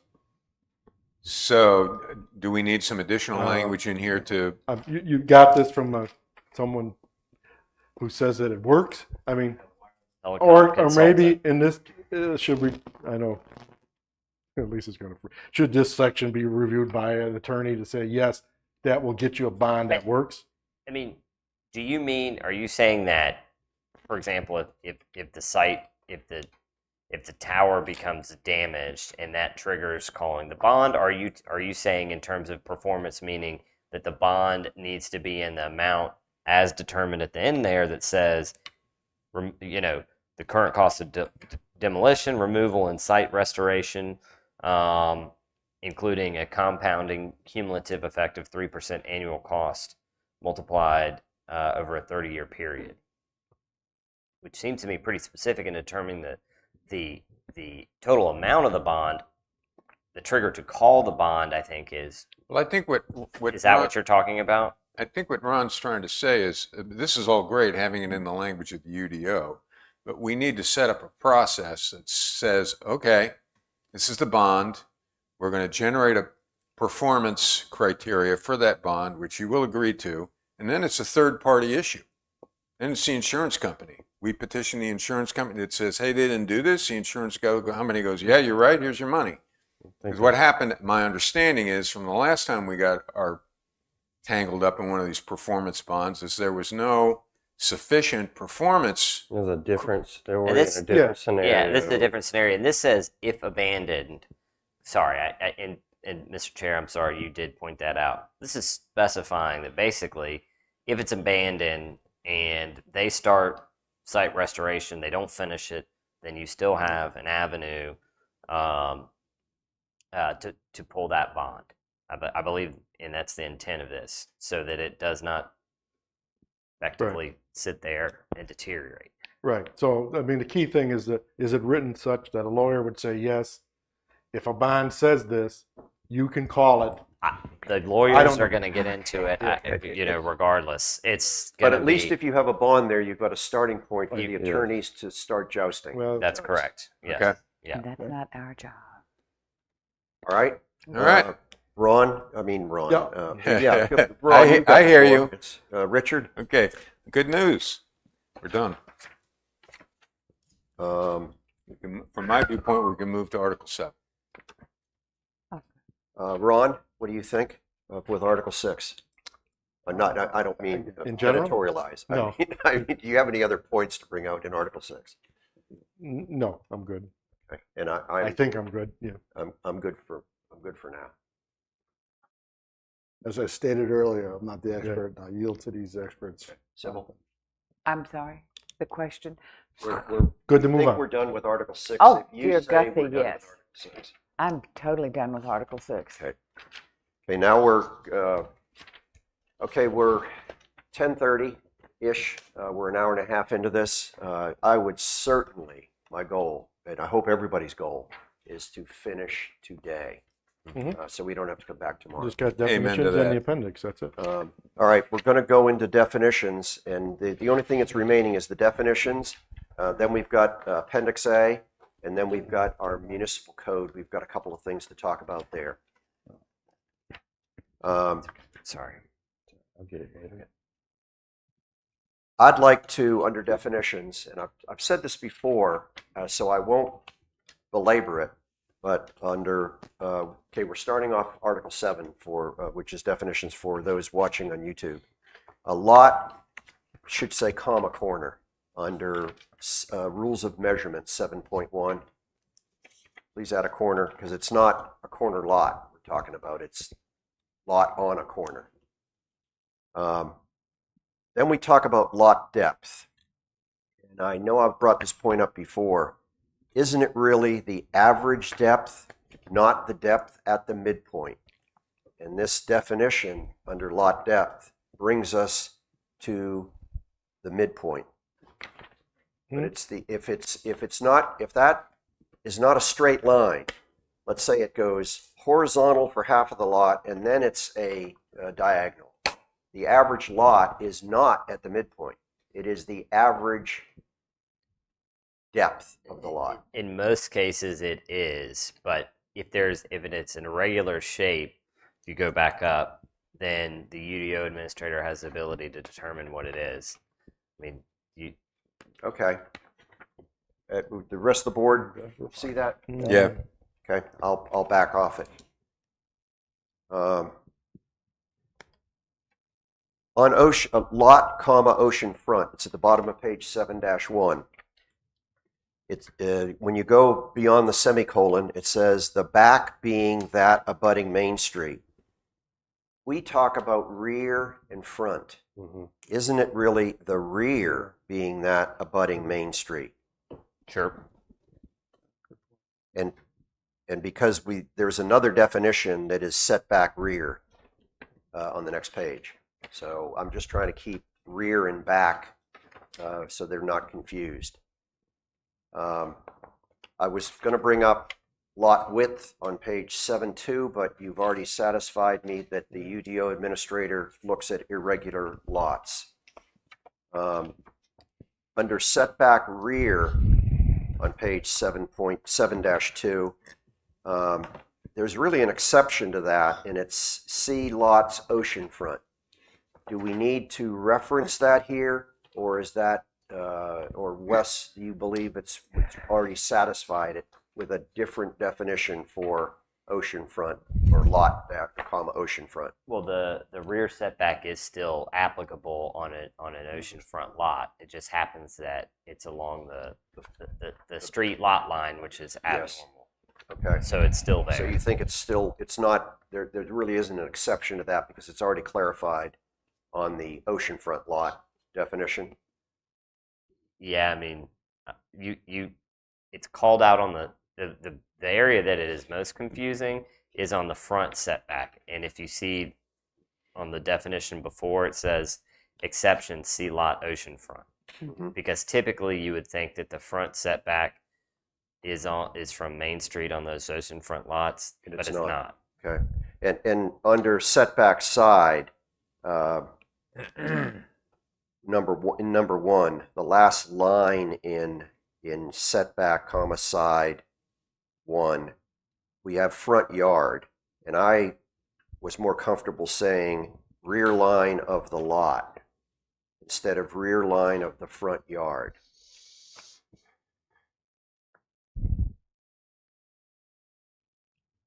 And then further on to read to the front line of the setback. I'd just like everybody to read setback, comma, side, number 1, and see if that reads right to you, reads clearly to you. It didn't to me. From the rear line to the front line of the rear.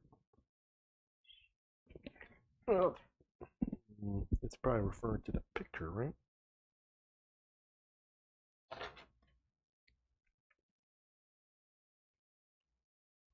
Yes. And I also thought I love the pictures. I think that helps a lot. But where it has A, B, and C, is it understood that that is a width and we're not talking about an area? In other words, having arrows going in both directions to show that it goes from one line to the other line, because we're really talking about a setback. It's just indicating that that's the area that it is, just for graphical purposes. Yeah, to but the convey. side setback is not an area, it's a dimension. That's I correct. understand, but it still creates an area effectively. This is just really the point of this, just to show Where it is. where it is. All right, Because that is that going to the definition where it says setback, comma, front, in a little parentheses A is referring to the green A, right? but a setback, again, The is letters, not an the area. letters from the definition are going to the pic drawings. Which one was the one for? Sorry, the wording. I was trying to process that. C, Well, side.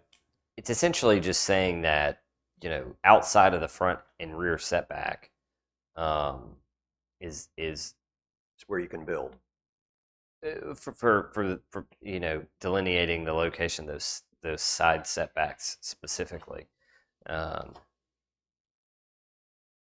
rear line of the front, yeah. So that's what that's saying, yeah. If you look at the third picture, right, it's trying to describe that, right?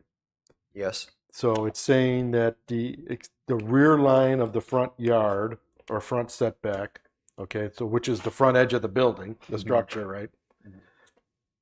And then you're describing the other line, which Yep. is the front line of the rear setback, so it's the back edge of the building. Correct.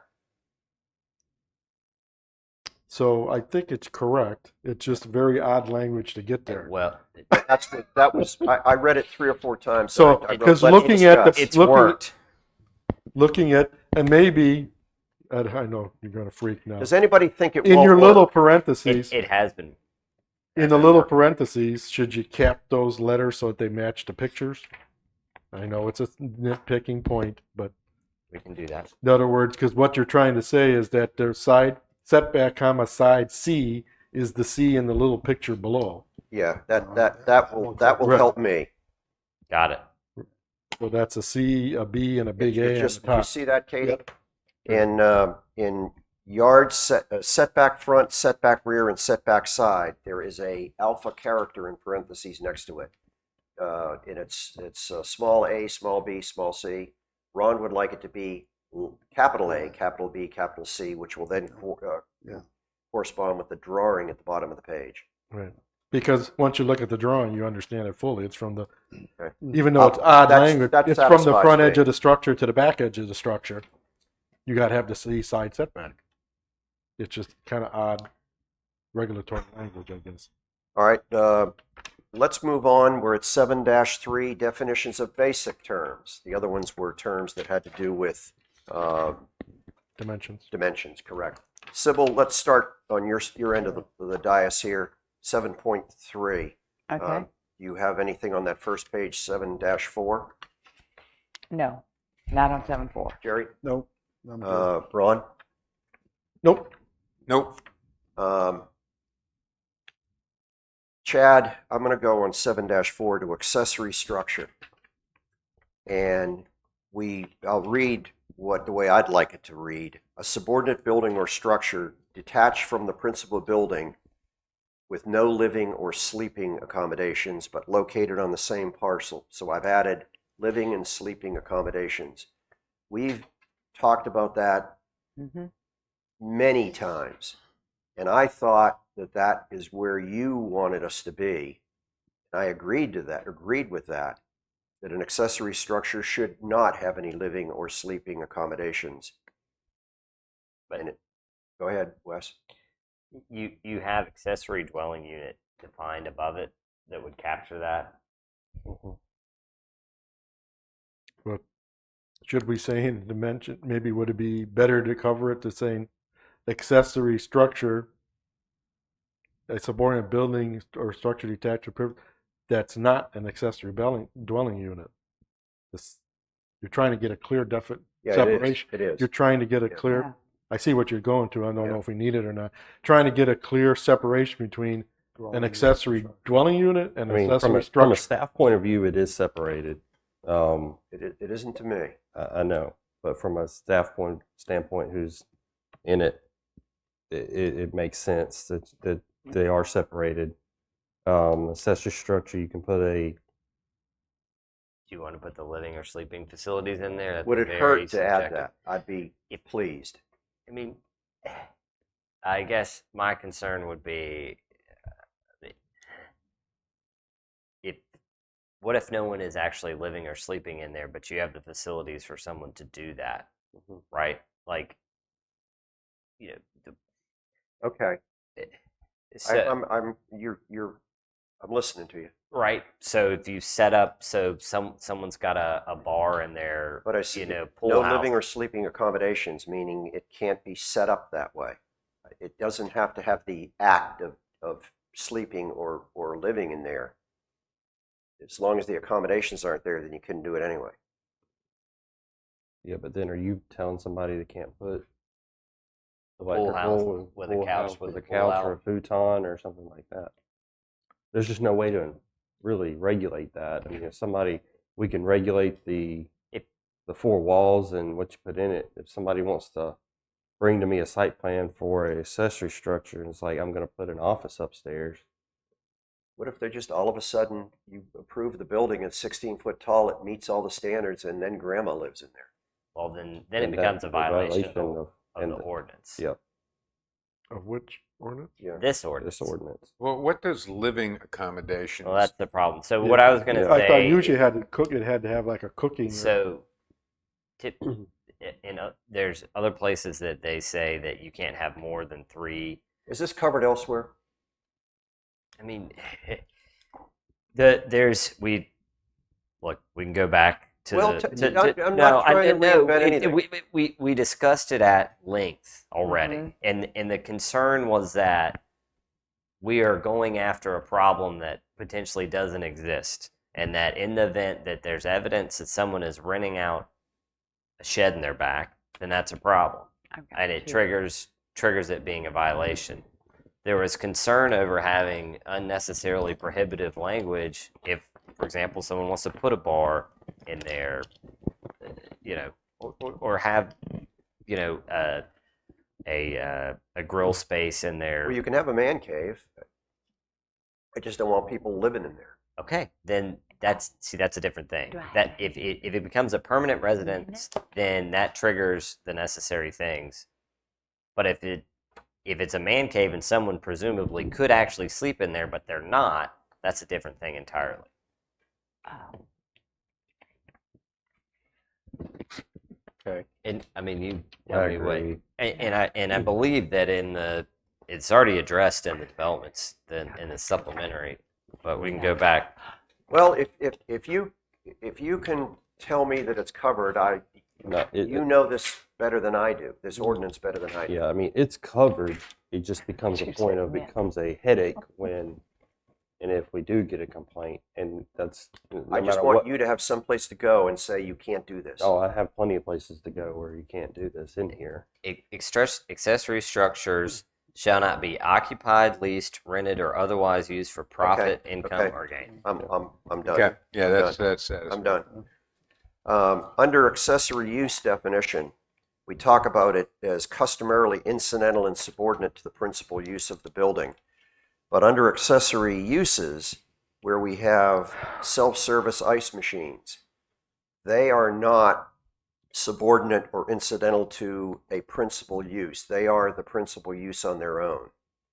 So does this create a, Talking about a table. yes? Are you in 3.1? On page 3-11 for accessory uses But sorry, for the self-service ice vending. we've said clearly that they have to be an accessory. But on the same lot, I believe. Is that correct? I thought they could be standalone. It has to be on the same lot. I mean, it doesn't have to be attached, but it has to be. No, I thought it could be on a lot all by itself. Hold on one second. I believe that we don't allow those as It's only in BB1 in the mud, right? only under the accessory. 3.6K. Yes. Yeah, they're not permitted as a principal. Meaning that, like, if what's the Dollar General one? Is it a Dollar General or Family Dollar? The Dollar General. So, for example, if someone wanted to put a ice vending machine on the vacant lot next to them, or or wherever there's a Yeah. vacant lot, couldn't do it. It would have to be on the Family Dollar property. Or they'd have to put up another store and then put the ice Okay. machine. All right, so they are Yeah. not allowed as a standalone business on a lot. I thought they No. were. Okay, all right, never mind. You've satisfied me on that too. As we move through 7-3, I don't have anything up until automotive and marine establishments, and I know this is something that Jerry has brought up before. Where you at, page at? I'm on page, at the top of page 7-7. Okay. But Jerry has brought up the point before, and I think Ron has also. Oh, yeah. And again, it's the underlined new definition for automotive and marine establishments, which starts on page 7-6. I would think it necessary to add electrical charging station with properly spacing from liquid fuels. I had And I- that in my note. We just haven't. Okay, we I don't haven't have had- that version back yet. That's correct. Okay, all right. I have one question Go on ahead. this page. And I know I got in trouble on this one before. On the bottle shop or wine bar, just a question. Just a question. I'm okay with it. Oh, God. We say sale of spirituous liquor. I've looked at some other codes, and and I looked up the definition. It's supposedly distilled liquid, as opposed to fermented. Some other places have added a proof to define that as 42 or above to Sure. clear up any. 42 above. Well, that's what I've looked at. Ohio has it that way, and a couple other states. Is it 42 proof? Proof, which is Okay. 21% alcohol. Right. 42 proof. We could do it either way: 21% alcohol or 42 proof, whatever blows your What, nose up. what we need to help Katie as to where to put that in the bottle shop or wine bar It's just the definition. sale of spirituous liquor, and I guess you would put a comma. Either- 42 proof or above shall not be permitted. Exactly. You see that, Katie? Right. Yes. Shall not be permitted. Never mind. Yeah. Okay. Yeah, I get it now. Never mind. So that gets beer and wine. Let me ask you, Wes, under awning on that same page, There's it's a gray up area towards in the that top. fortified, We had, right? no, you're going to give me the same You put answer some that you just alcohol haven't revised it yet in our in copy, but Fermented under and awning, did we it. said, didn't we That's why discuss a some states fixed have done metal it. aluminum No, awning I see what you're saying. would also be appropriate there? Because we're talking about fabric or flexible plastic, but we could have a rigid metal awning. It would still be an awning, it just wouldn't have canvas on it. And we, So fabric and flexible should be stricken, right? well, it could be fabric, it could be flexible, or it could be Metal. metal aluminum awning or metal awning. We're on canopy. We're on awning at the top of 7-7. Yeah, we I'm sorry. struck that when we did it the time before. Yes, such as fabric or flexible plastic was supposed to come out. That was Yeah. missed. Okay, that's what I thought. I didn't know if you had already changed that and No, you just that didn't was get the that new was a edition mistake. yet. So how should that read? It should say any material that is supported by or stretched over a frame that is attached to an exterior Mhm. wall. Okay, that's fine. That's fine with me. Under page 7-8, a building footprint at the top, we talked about the number one, the greatest exterior dimension of the structure, including porches. And isn't Which it one? including covered and uncovered porches? Or is that implied? It says porches, Yeah, so it's any porch, right? so it's Okay. any porch. Porch, So it deck, could be stairs, covered or eaves, gutter. uncovered. It's porch. Okay, that's the way you read it too, Chad, if somebody were to come to you? Because then a porch could be a deck. I just want to make sure that Chad's ability to enforce this doesn't create confusion. The greatest. Yeah. So a deck or a porch, covered or uncovered, is It's still up. part of the structure. That's correct. Okay, Chad, that's the way you read that? Yeah. It's You always actually include It's always the been like that. really, Trad. You actually include the gutters. Yes. it is Gutters and 100 soffits are included I as well. understand the soffit and eaves, but 100 you actually looked at because when I built my house, I didn't know where I was going to put the gutters until after it was almost done. Didn't show on any prints or anything. I mean, Don't have them come to your house. I yet. know, I'm well within the Now you're setback on tape. by a couple feet. But anyway, I mean, in reality, I mean, a lot of this comes the down troughs. to it comes down to what's on the as-built survey. Guys, we are Yep. we are beating a horse that's already been beat. Yeah. Okay, so let's- let's keep moving, I please. can move on.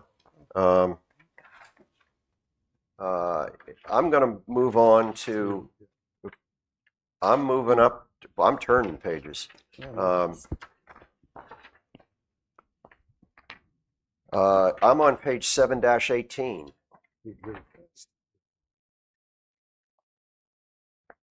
Okay, I'm under marquee on page 7-18, the At the definition of marquee, at the Mhm. very bottom. Mhm. Does anybody have anything prior to that? No. Richard? I just want to be assured, I mean, this is a definition section. So in terms of eating establishment, we've provided supplementary. What page Yeah. are you on? I'm sorry, 712. Okay. We've provided the more rigorous supplementary regulations in terms of positioning of trash. I know that's Yep. been an issue for Ron, but we have that somewhere. Yes. yes, Okay. For- Added. it's back attached to the table. Yeah, that's You what I okay, thought. Wes, Mhm. with that? Okay. Sorry, All right. what was marquee? Katie was Well, asking under me for- marquee,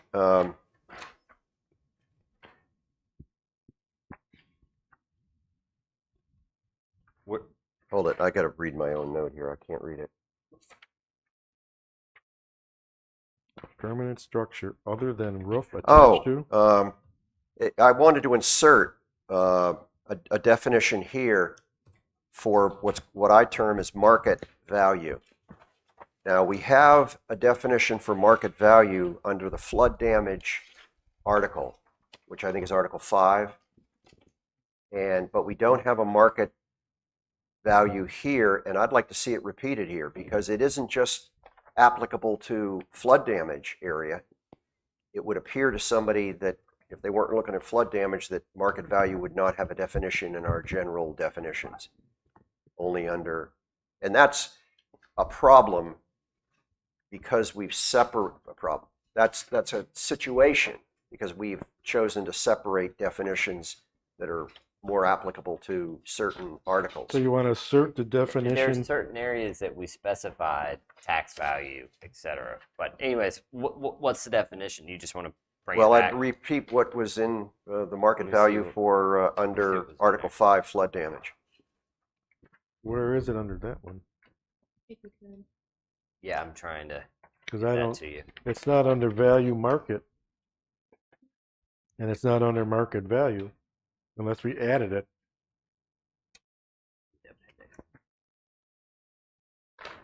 Because the only M is modification or modify in that section. I don't see it existing there, Pete. I'm looking at I'm page looking- 6-4. No, this is an Number 5. flood damage. It's in Six- Article 5. It's page Oh, 5-32. I'm right. I'm in the wrong one. Yeah, My we're fault. not. I'm wrong. We are never going to open up wireless communications again. No. I just found new definitions and I thought I was in the right That's place. So right. we can add Too. market value. I believe it comes up, Chad, doesn't it, in several other areas? It isn't just tax value, but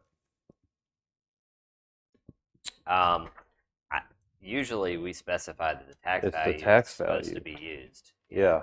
why is it in stormwater then? In flood?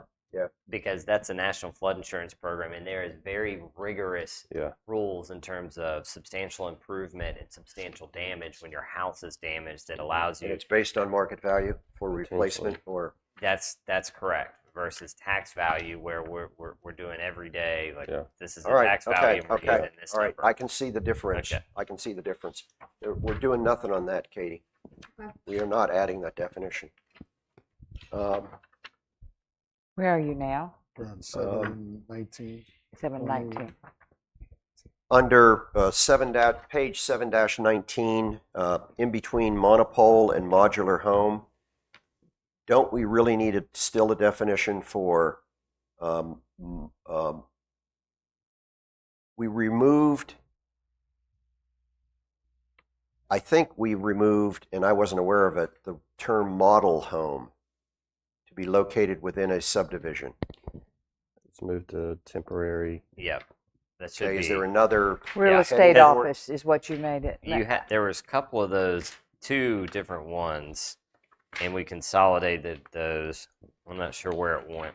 I can't recall exactly which one it was. We have modular, I think we renamed it manufacturing. Temporary real estate office on Is- 7-33. Okay, all right, Yeah. never mind then. I didn't see that as I was coming along here. At the top of that page, 7-19, the definition for mail services, and I think this is another situation where we made a change, but we haven't received them back yet because we were adding the retail sale of stationery, a comma, well, no, we need a comma, stationery, comma, shipping materials. I guess that's my only point. It's not stationary shipping materials. It's stationary, comma, shipping materials, comma, provides packaging, and / or provides mailboxes for lease. Because you don't want it to have to supply mailboxes. Got it. Catch. As we move along, I won't beat up comprehensive plan a lot again because you're going to bring that up in a word search. Yep. I'm on page 7-23, the definition of recreational vehicle RV. And we talk in A2 about designed to be self-propelled or permanently towable by a light-duty truck. No, it could be big and towed by a vehicle. A light-duty truck, we have a definition on under flood damage of 531 that is very specific as to its gross vehicle weight, but a recreational vehicle, to limit it to being able to be towed by a light-duty truck, if it couldn't be because it's bigger, that would then mean it's not a recreational vehicle anymore. Should it be like no less than a light duty truck? Well, okay, possibly. I said towable by a vehicle. That's Well, you don't want it by passenger car. That's like a little pop-up tent. I camper mean, I thing. think that we're trying to get after something that doesn't necessarily, that is semantic, but we can I would say just put towable by By- applicable vehicle. towable by vehicle is fine, because if it's heavier, potentially it's triggering it to be a manufactured home, which I believe is the intent there, but it's fine. Just put towable by vehicle. light-duty Yeah. truck I had a problem with. I don't care what else we say, but the fact that it's towable. And a pop-up tent kind of fits into the same thing. Well, I don't really want to go there. I don't want to create a problem that doesn't. Okay, on page 7-24, we have a definition for site visibility triangle. Am I correct in assuming that that definition is really only, or that conversation is really only in non-residential areas or on non-residential lots? No, because I mean, as part of a subdivision review, you would make sure that you don't have any monument signs or things like that in your Triangle. site visibility triangle. How can we keep that from not being applicable to my driveway? You would never be, I mean, And why wouldn't you want it to be? Well, You're it's- backing out of your driveway. It's my driveway. Yeah, but you're backing onto a Yeah, but right away. I think for safe. I mean, I guess see no reason to change this. and we've talked about the fact that that first 6 feet isn't really your driveway. Well, No, it depends could where be it's at. 13 feet. Or It if it- could be a lot of dimensions, but you're right. It's right away. that's a whole nother discussion about right of way. Yeah, I think we approach. went through this, and the discussion centered around there are certain driveways that do come out on Sunset Beach Drive, But 904. let me bring it right to the head. On the island, we have parking on Main Street. Mhm. And our goal is to have people delineate their driveways. If we're parking a car in the right of way in between the sidewalk and the street on each side of their driveway, there is in fact now something in that site visibility triangle. You mean a vehicle? Yes. But that's a temporary Right. item. We can't regulate. Right. that. You're talking about permanent structures Yeah, or something. that's or- correct. Well, it says to be kept clear of obstructions. It doesn't say it's permanent. That's not what we're talking about. This is on your property outside of the right of way, because you're not allowed to build a structure in the right of way anyways. Right. And whether or not a vehicle is in the right of way, we're not regulating the location. All right, if you say so. That's a whole nother topic. Okay. All right. On the next page, we have site visibility triangle definition. We have 1, 2, and 3. In number 2 of that, the last sentence, it says a height measuring 30 feet along the edge of the road. It's a length measuring 30 feet along the road. Yep. It's not a Uh, Yeah. it's not a height. It's Yeah, it's a, height is vertical. Yeah. This is a Yeah. length, meaning Yeah. in several dimensions. Am I Katie, jumping? got that? Now you're good, Pete. Katie, anybody come up with anything here? No. Um,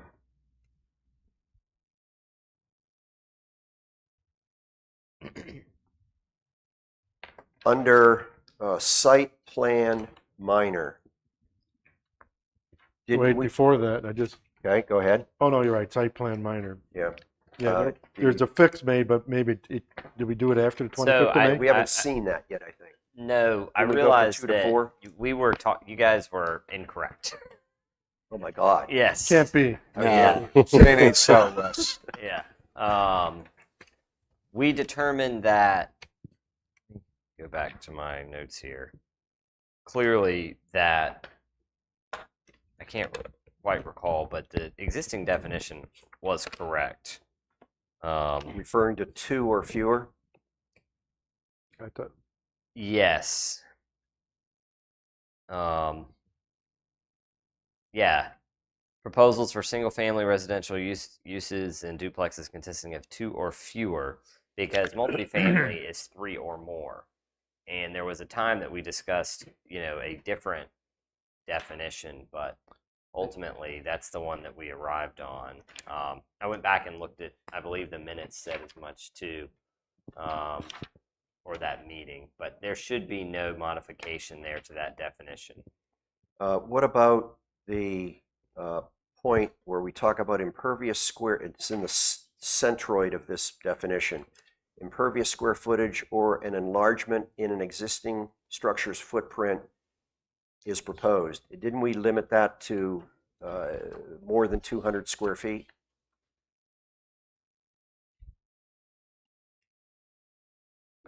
Sorry. Hold on. Where are we? If somebody is doing something that is less than 200 square foot, they do not, I believe they do not need a minor site plan. That's stormwater.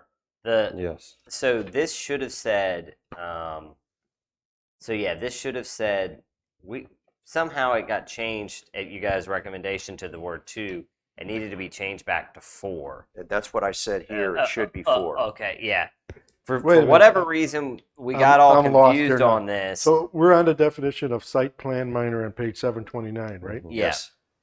And so basically, it is a minor site plan is single family duplex consisting of 2 or fewer I don't think that's right, dwelling units. because there'll never be no such thing. Okay. You're not supposed to be 4? Do you think it should be 4? Because 3 or more units triggers. Multifamily. No, but that's the structure. You're talking about, maybe it's misunderstood, because we're talking about somebody plats out 2 lots or 4. I thought it was supposed to be That's 4 a lots. subdivision. That's a different thing.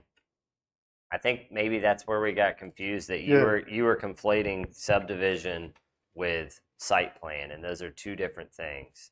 And I can't remember where I 'Cause- ended up, but I spent, I don't know, 20 minutes going through this the other day back at my office, and I have it now correct on the file for what it's supposed to be. It's 4 or fewer? No. I believe that it's Single family or duplex. single It's family 2. or duplex, 2 or fewer. Mhm. which is what it is now. That's right.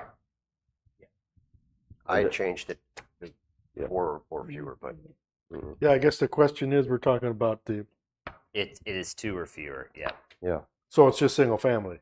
correct. And duplex.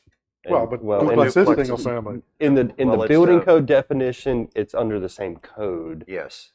Duplex is different. Yes. From a planning standpoint, it is 2 dwelling units under 1 roof. However, when you look at the building code, duplexes and single family are both guided under the same building code, if that makes sense. So I this think we're is- confusing both of them. However, they're one and the same and separate at the same time. And then So when would there be a minor site plan? So this is the definition of when you look at major and minor. So I guess the difference between a subdivision and site plan, I got messed up in my brain. so right you now. have It's Yes. jumbled. Yes. major site development plans that come to you, minor site development plans would And stay what's under. the breakdown in that had a number? he's going to see residential proposals, a single family home, Yep. and then if someone wants to do a duplex, and then Yep. if it's a non-residential project and it's 10,000. 10,000 square feet or less, Correct. and then everything else is either a special use permit Or a major state. or major. So this definition is in fact correct. Yes. And Yeah. and I see where you Yeah. called me on the fact that a 200 square foot, that has to do with impervious. That's correct. Yeah. And then, but there's another provision in the review stage that says if it's less than 150 square feet, it doesn't require a basically a surveyor that Yeah. someone can sketch that hand drawn Okay. themselves. Yeah. Right. The 200 square foot of anything installed 200 square feet or more of impervious to do that with triggers stormwater. Yeah, okay. Yeah. Moving on to special event. I thought we were putting something in there that talked about adding the 2 weeks to a special event. That is in a different section. It's more of a temporary. What is it, a event. But temporary so event? wait, there was a request to remove. It said the initial definition said may run for longer than 1 day, but not typically not longer than 2 weeks. And now And we struck that? we changed it to say may run in accord with the terms of this ordinance because there's different Yeah. different links The table in has the, that. in the use Okay, standards. all right, I'll buy it. I'll buy it.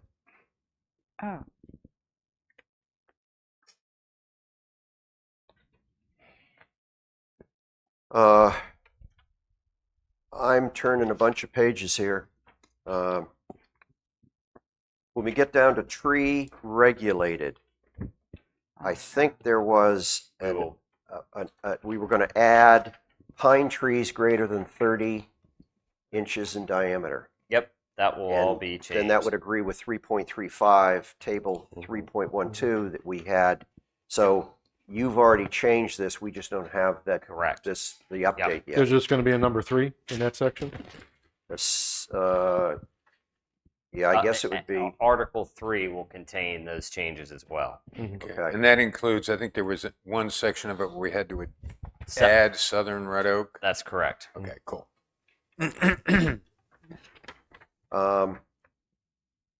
I'm into the Z's. Can I hear an amen? Zero lot line. Isn't there something in zero lot line that we would need to put in there that would address front and rear setbacks and side setbacks on N units? Or is that understood? To me, it's understood. Common walls, right? That means it's the common wall only. Well, you're going to have Yeah. common walls, and that's where your property, that's where zero goes to. Right. But there's also going to be, on N units, there's side setbacks. Each unit has a front and a rear setback, Right. which you can't violate. You can't, I believe that is in. Was that in townhouses or something? Yep. Way in the front for Yeah, we dwelling added townhouse or that. something Yep. somewhere. I think it was dwelling townhouse. Something like that. I don't remember where it was. Zero lot lines shall not be allowed on any perimeter boundary line or lot line of a townhouse. In other words, you have to have the appropriate setbacks. Okay. All right. That answers that question. Does anybody else have anything else in the definitions section, Article 7? I think we're good. Mr. Chair, if I may, can I request a 5-minute break? Just because I need to go get Wes some additional copies on some Okay. stuff as well. How about if we take 11 minutes and we resume at 11:30? Is this the appendix? Because I've just noticed Yes. I don't have a copy of it. We're going to appendix Yeah, next. I'll grab some appendices. Okay, thanks, Chet. All right, we'll take a short recess of 11 minutes till 11:30 a.m.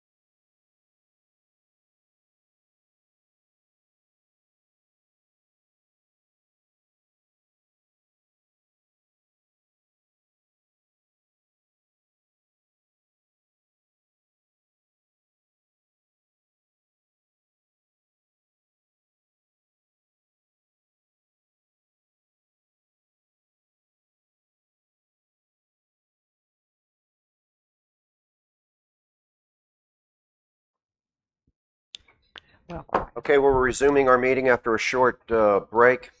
We are now going to be starting the review of Appendix A submission requirements. Wes, just as a point, I'm sure you've already picked it up. Appendix A needs to be included in the table of contents in the front. It wasn't. That's why I thought we weren't having an Appendix A, but it just needs to be added. Yes, sir, that's correct. There'll be a whole new table of contents. I mean, the table of contents will capture everything. Okay. Apologies, I was. Ron, let's start with you Statement. in the Appendix A. No. No? Other than a few, Oh. obviously fix the columns where they're screwed up on width, but other than that, it's fine. Richard? Yeah, no, I'm fine. I'm good. Okay, Jerry. Civil, Appendix A. 1 second, please. I can print some stuff if you want to read. It's up to you. Go ahead. Okay. Go ahead. This is the Appendix A, which is A1 submission requirements.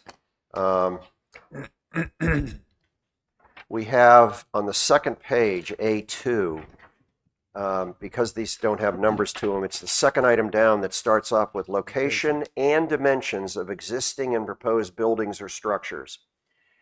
There's nothing under master development plan for that, but I thought that we talked about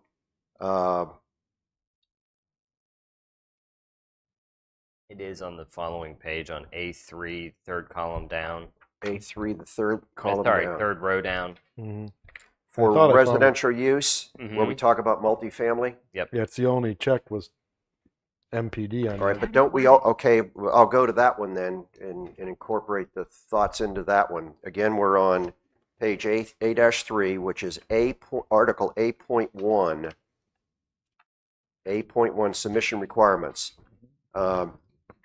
We have for residential use, the number, units, the height.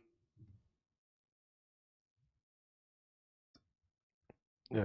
All right, a ways. Okay. Okay, we have already included in the units, the height, and generalized location. And then we talk about an approximate footprint shall also be required for multifamily residential use. And all non-residential. But is it implied there that for multifamily will also show height and locations of all structures? Oh, yeah, because it's all residential uses. Okay, all right. I just wanted to make sure of that. I was kind of surprised that under two more spaces down there, we have location, species, and size of all regulated and heritage trees as defined in the ordinance. And for a master development plan, we had that included in it. I'm impressed by that. But that's new. Yeah, I mean, I mean, I like it.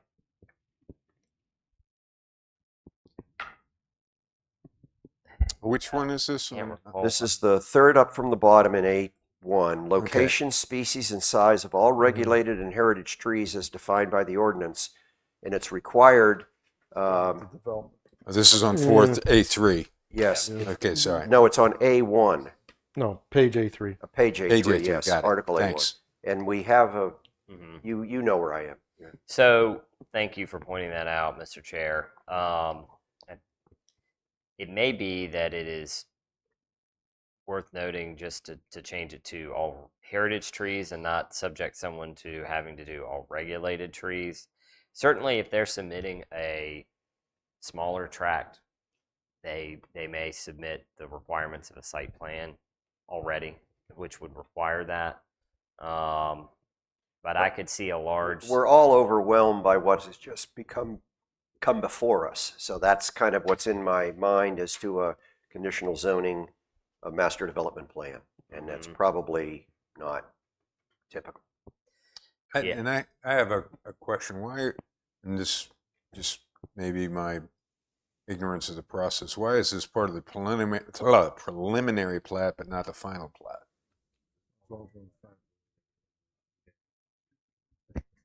The preliminary is Oh. what you, Hit the well, button. it shows everything on your preliminary plat. The final plat is just Green light. the review of what's going to be recorded, and then that everything is based off of that. The final plat is based off of what's on the preliminary plat. But in terms of the public record? Somebody It's wants- all on the preliminary all on the side. It's all in the preliminary. preliminary. Yep. Okay, great. Yeah. So Well, I like the tree thing here too, but right, if it's well, there. Sorry, go ahead. it's unlikely. The question would be, yeah, I don't know how to. I mean, obviously, in the one that we've already looked at, it would have taken months to get that information, right? So what? I know. what? So what? I guess. Right. You're right. They Leave it. will be required to do a tree survey Right. before anything is removed, whoever it is, Hmm. regardless. So, there will be indication of that. I'm fine. Leave it the way it is. Okay. So don't No. require it. Yeah. No. Leave it the way No, it is. leave it the way it is. Don't change it. Don't change it. Okay. I had one question. And all as we're limiting it to is regulated and heritage trees, Mm-hmm. and both of which have clear definitions as Mhm. to what they are. And I don't think it's not every 4-inch. So they just got to find those for their application, Yeah. so we know where they're at.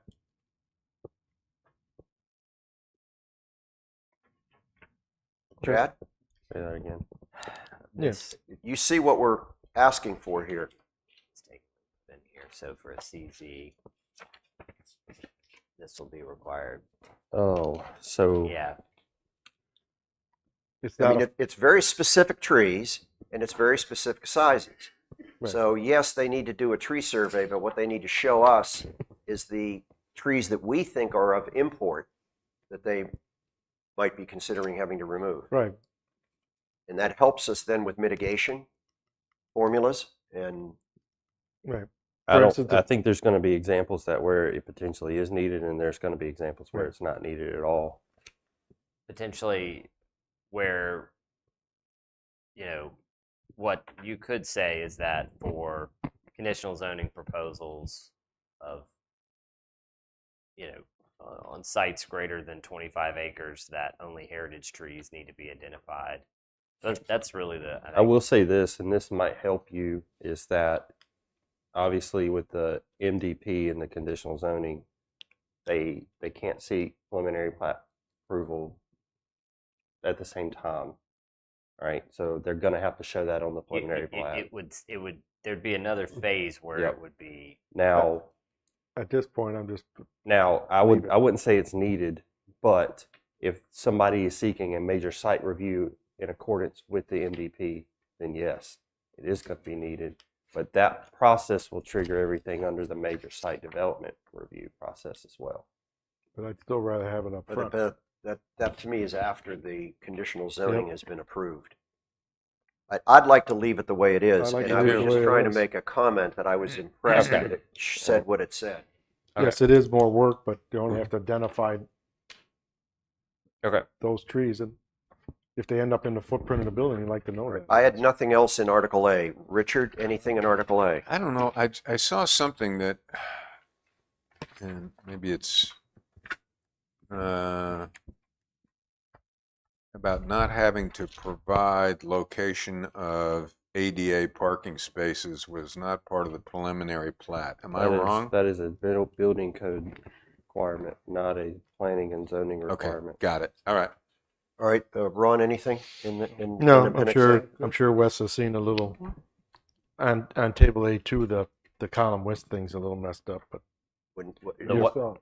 your minor preliminary replat has to be fixed, but that's okay. It's just a column width thing. Oh, got it. All right, I don't see that. Do you see it, Wes? That's all Yeah. that's important. He sees it. Yep. Jerry, anything on No, Appendix it's- A? Civil. I just, the septic tank thing, part of this, I didn't think. Would exact- give us a page number, please? Page A6, right about the middle, certificate of suitability for septic tank systems and All right, water. it's item G, Yes. okay? I You see didn't know. that? I didn't know that the Katie? town still allowed septic They, tanks. they don't. And it would be an isolated incident. It's where some- ETJ. I mean, ETJ has Right. it. Maybe ETJ that's can why have a it's there. septic there's this would be very limited in the instant. We're not saying that these are permitted. We're saying in the event that they're not served by water and sewer, this would be, or served by sewer. Okay. We do have an existing certificate that Brunswick County Engineering must sign off on stormwater certificate and utilities certificate. I can get Wes that language that's already in there, but I would say if it doesn't say septic, and it probably just needs to say septic and water systems and not septic tank specific. Yeah, I just was thinking maybe it wasn't necessary anymore. It's And go I ahead. also have, and I don't know why, any lines on, I'm on page A5, up at the top about the middle of the paragraph. Any lines on the plat that were not actually surveyed must be clearly indicated and a statement included revealing the source of the information. The execution of such a certificate shall be acknowledged before any officer authorized. It seemed like it was, That's a certificate of accuracy on the surveyor part. That's pretty standard. okay, but when I was reading it, Yeah. to me, it was like it was saying It the same basically thing backwards. It basically says that the surveyor is stamping this, It has to be done. Okay, and that, this is very accurate, and my license is being put on the line for this. Okay, it seems like Appendix A is Done. completed here. We now move into the last item that I have anyway, which is the municipal code. We started off with Article 30.39 under Muni Code, Town Administrator, and we basically took the zoning officer out of the mix for the designated CAMA representative. I had kind of missed that, but I guess that's appropriate. Sure. I mean, it does. Yeah. Then we go to 9707, Municipal Code, display of goods prohibited. We added a wording that says unless explicitly permitted in accordance with the outdoor display provisions of the town's UDO ordinances. Yeah, that makes sense. Then we go into Chapter 98, specifications and design standards for streets, sidewalks, and driveways. And what we've basically done is we've just eliminated a whole bunch of stuff under street classifications, which I thought were crazy anyway. And Everything got rid of it after 9804, right? yeah, and I had a question. Yes, I had a question here about where now do we define driveways, but driveways have now been divided in 3.24A. Yep. So I questioned that, and then I found my mistake. So where I found where it had been transferred to. Yep. Does anybody have anything in Muni Code 98 that they wish to discuss? I guess we've I just heard the word sidewalk, and that always Well, the sidewalks have a very specific portion within our yes, that's my recollection too. UDO as opposed Okay. to relying on the municipal code. Right. Yep.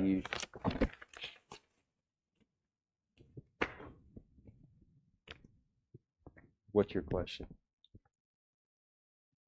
What is your question? Yes. Well, so right now, and thank you. Right now, it says that the town administrator is supposed to serve as a CAMA representative and UDO administrator. We've added or designate because you're not serving in that capacity in the moment, but you could if you wanted to, and then also change zoning officer to UDO administrator. I just That's didn't okay. remember Fine. even discussing that, but I guess I we think it was did. the item that It was just brought went- up. Went Yeah. over here. Just for Now- reference, I just want to ask the dumb Now, question. we had, go ahead. Good. Go ahead, Chad. Chapter 98 was moved to Where? The majority of the street specifications are in the subdivision article. Yes, they are. Yep. Okay. And they've been simplified. Yes, yes. 3.24A, Yeah. it's 3. I made notes Yeah. of where they are. Okay. It's, all right. Now, I know that we're a little bit under the gun in terms of your being able to present this to the council for review. When are we going to get? I'm not finished with Oh, sorry. the Thought you item were here, done. and then we'll go, that's a very germane point, Richard. Thanks for bringing it up. I wanted to, and I thought we had already discussed Section 99 of the Municipal Code, but I was put I was squared up that no, we weren't, because there's things in the park that I think that we discussed but we discussed more as anecdotal than we were looking at that section. But I assume that there's an avenue with town council to bring that to their attention. Yeah, and I need to review that. I need to look at 99. What I basically was looking at is our park rules need to protect walkers and joggers from bicycles and skateboards and things like that. Right now, motorized craft is not allowed in the park, but you can pedal your bicycle, you can have rollerblades.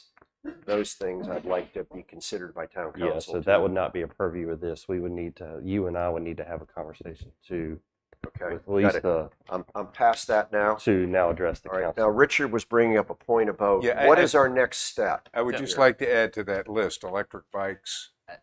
Yeah. Well, that's a It's motorized motorized, vehicle, it's okay, already okay. covered. When are we going to get the definitive? How For about all if he tells us time. the next step? Yeah. Help tell us, he's gonna tell us what he's gonna do next and what the planning board and the town council is gonna do jointly. That's correct. And so and Lisa may want to come up here as well, if you don't mind, for scheduling, because I want to make sure that I have this correct. Sure. You want that? No.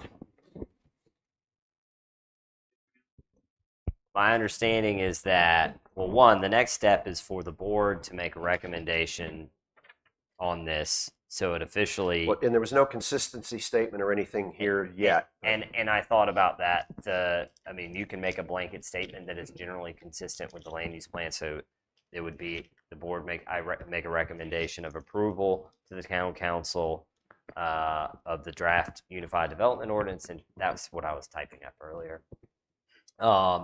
And find it to be generally consistent with the comp plan.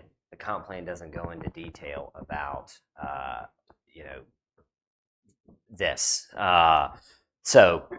However, recommendation. My understanding is that there's going to be potentially a hearing set for September 5th, or is that incorrect? That's correct. Okay, and at that That's a point, public hearing, or?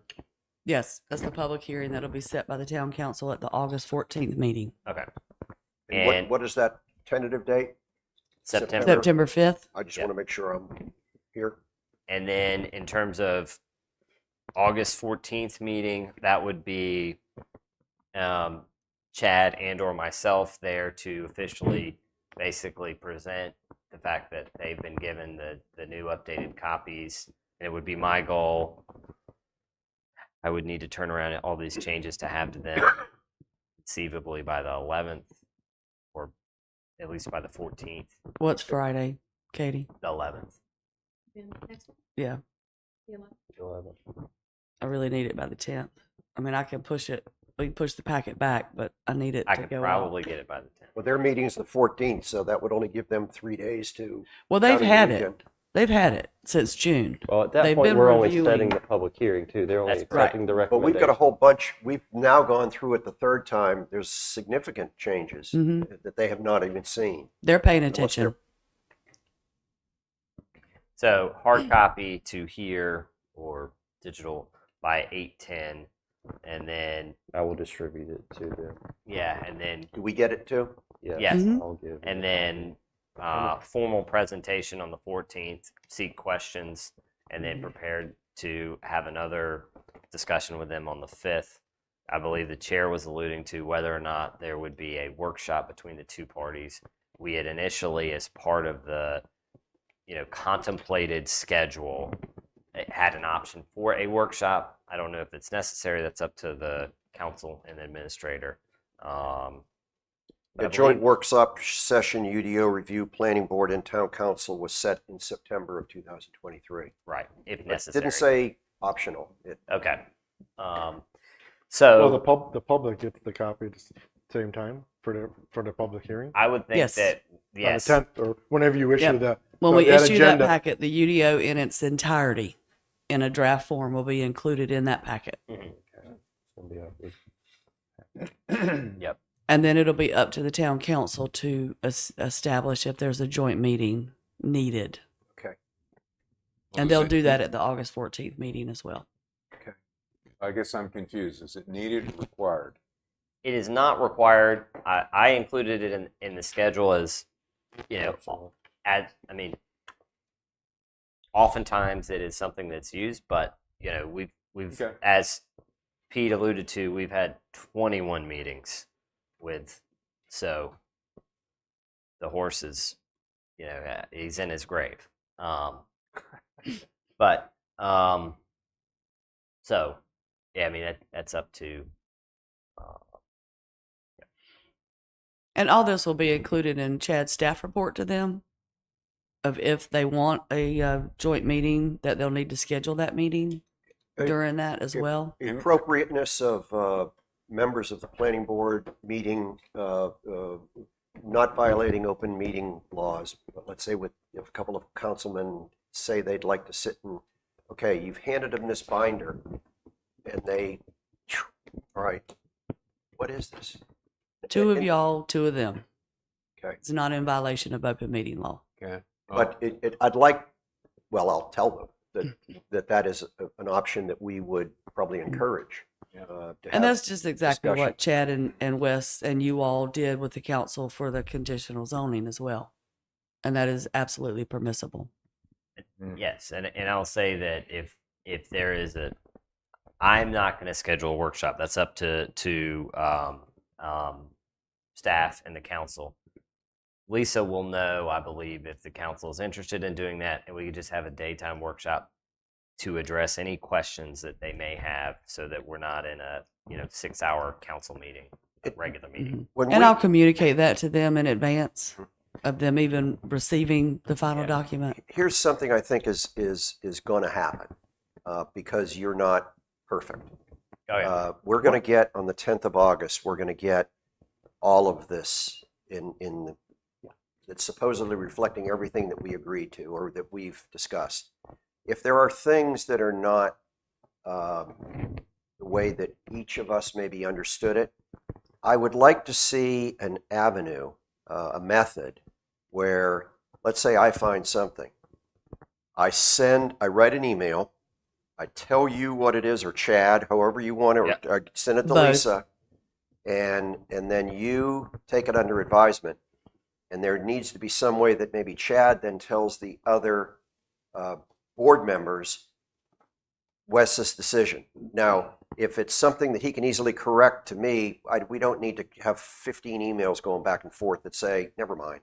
Yep. But if it does create a change of any sort, the rest of the board needs to be informed of that. Yep. And I would say on the 14th, when we had that meeting, I would stipulate to them, the planning board is confirming that all of the relevant changes have been incorporated, and be aware that there may be a handful of additional minor items that are, I would anticipate it may be a word here or there, things like that could be forthcoming. And we would just provide pages, whatever the change out pages may be for the September 5th. So I'm going to have to update the council calendars, and I'll probably will be emailing them today that I need you to bring your binders back that I've already provided to you, so I can. Yeah, because update that would just everything in it. confuse everything. Oh, They need to. sure.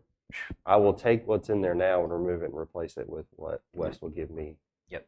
On the 10th or by the 10th. So they will be given. I've already planned that out. Okay. And don't shoot the messenger. But you all know that this UDO is not perfect. And there are things in it that need to be changed right now. So the likelihood of you all taking a 6-month break from text amendments or any of that is unlikely. So just take that with a grain of salt, that we know the document is not perfect. Well, then why don't we fix it? But you've now? done Why the are we- best that you can. You've done the best that you can. And that's all the council has asked you to do. And from there, we'll move forward. If all of a sudden town council, we've reached consensus here, basically. Yep. If town council could disagree, Mhm. they are going to bring that up and say, no, I want this article changed to that. We're out of that loop anymore. Completely. It's being dealt with up here, Right. not on the. It doesn't come back to the planning board for consideration, I would assume. That's correct. That's correct. Okay, although we could Yeah. lobby off That's right. They could huddles. they could have the discretion to send it back to you if they wanted to.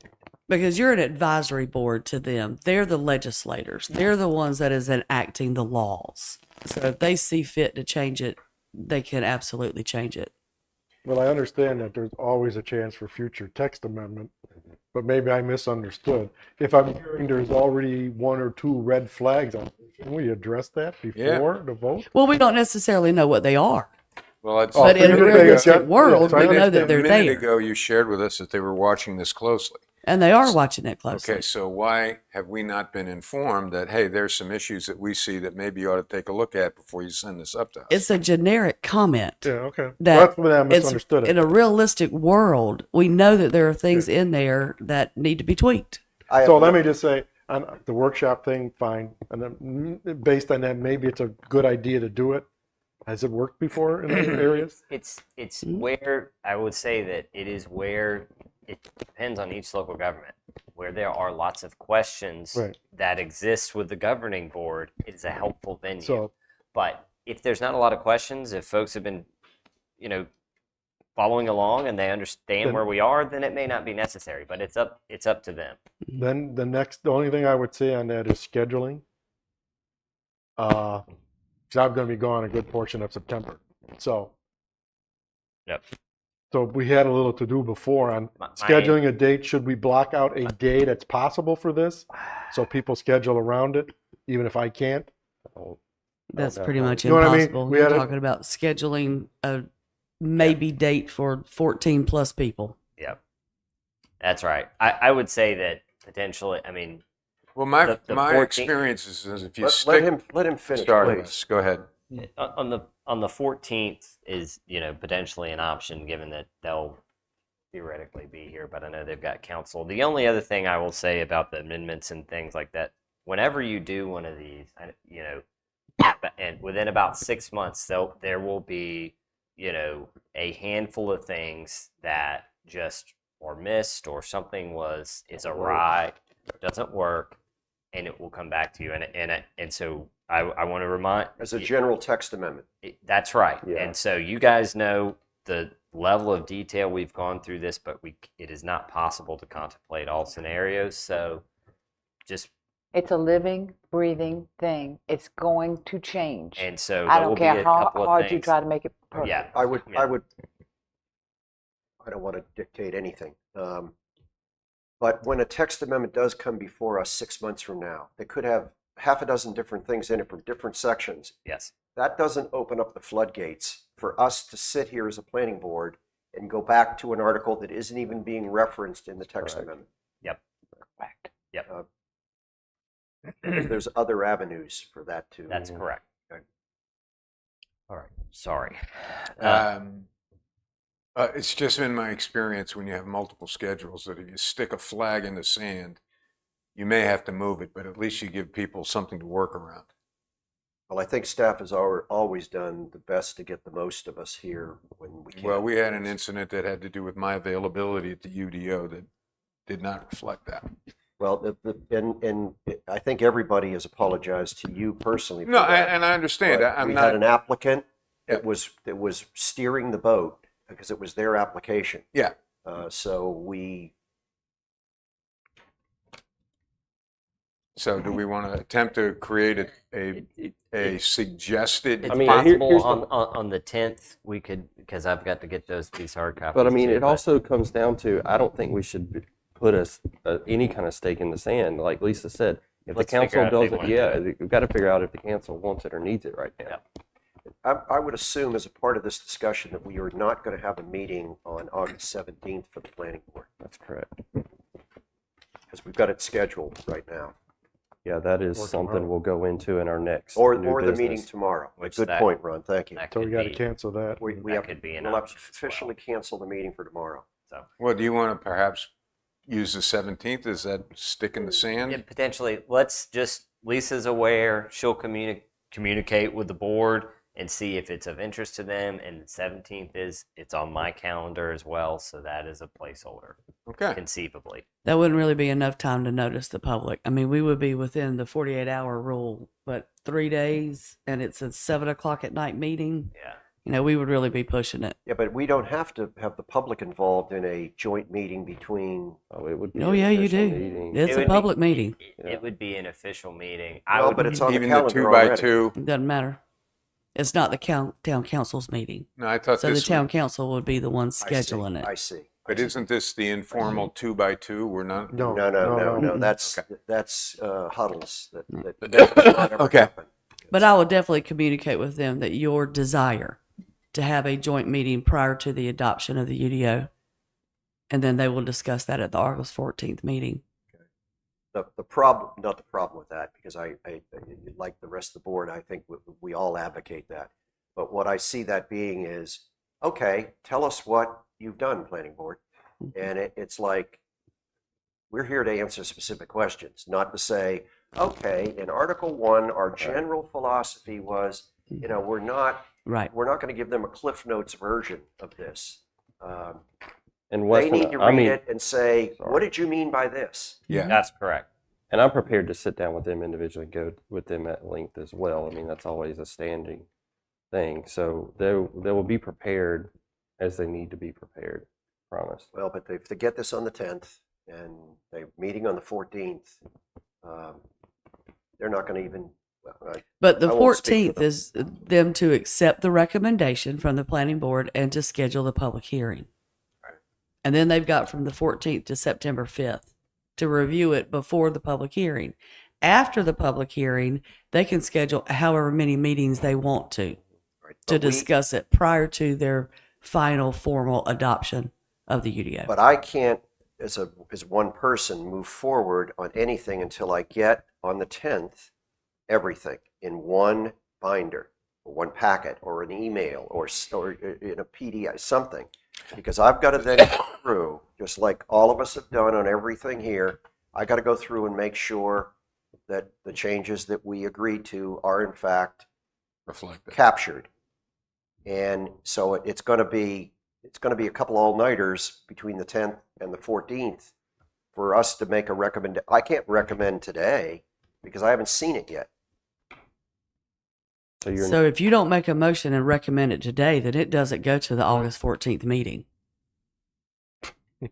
Well, I mean, we talked about this at the last meeting. I mean, Yeah. Wes and Yeah, I we did talk. did. There's got to be some kind of trust well, from I would- between Right. y'all and staff that we I- will. I would say, Pete, if we're going to recommend today, which is fine, we can do it, then in my mind, we're done. I don't want any workshop meetings. They're the elected official. They answer to the voters. They can take and do what they want with it. So, Well, I'm a little uncomfortable, and I agree with you on that, Ron. so kind of the inner, it's like you're in or out. I mean, what I'm hearing is there's no way we're going to get a final book to read in some sort of reasonable pace or time to get it to the council in time to do their thing in time. Well, if I Well- get it So- on the 10th, I'll have a chance to go through it before the 14th. If I might, we have been over this 3 times. Right. We've gone through it 3 times. If we haven't gotten it where we want it by now, what are we going to do it 5 That- times, that's 20 not the point. times? No, it is the point because we have to give them something. They've given us a job. We've done the best we can, and now we give them what we've come up with. I haven't seen the final document Yeah, I yet. haven't seen the don't final know document. what has been captured or Well, what then you could have don't been trust the missed. people who are doing No, the work. don't use the word, well, you No. could use any word you want, and I'll respect that. But there is a high degree of confidence on my part that something is going to be missed. We're human. I don't care what side of the And then we've got dais that I'm the rest sitting of the on. year and next year and the year after to fix it. No, this is a common thing. We've done a suggested draft. Lisa, any suggestions? Make a motion to recommend the draft UDO to the town council, Can I put a stipulation on that? such as. Well, I guess I can put a stipulation on anything I choose, but a stipulation that with the assumption that everything that we have thought we've agreed to will in fact be captured in the document that we're not going to receive That's until what the we're 10th of trying to August. do. Absolutely. Yes, Mhm. absolutely. Any sort of motion for a recommendation is subject to any of the revisions that have been discussed during these I past mean, two yeah, meetings. usually we have something right in front of us that we're approving or disproving, That's or, correct. or rejecting. That's correct. And we don't have that luxury. So I would, We've already had it 3 times. Well, you have everything except the couple of things that you have went through today. and You let do me, have everything in final No, we because don't. you We haven't only gone have through Article everything 2. again. we only have 1 and 2. We only don't have 1 and 3, 2. 4, 5, Final. 6, 7, Appendix A. let, Most of it we don't have yet. let me back up because we did talk about this last meeting. Yeah. And you are right. And typically, you You've guys had stuff.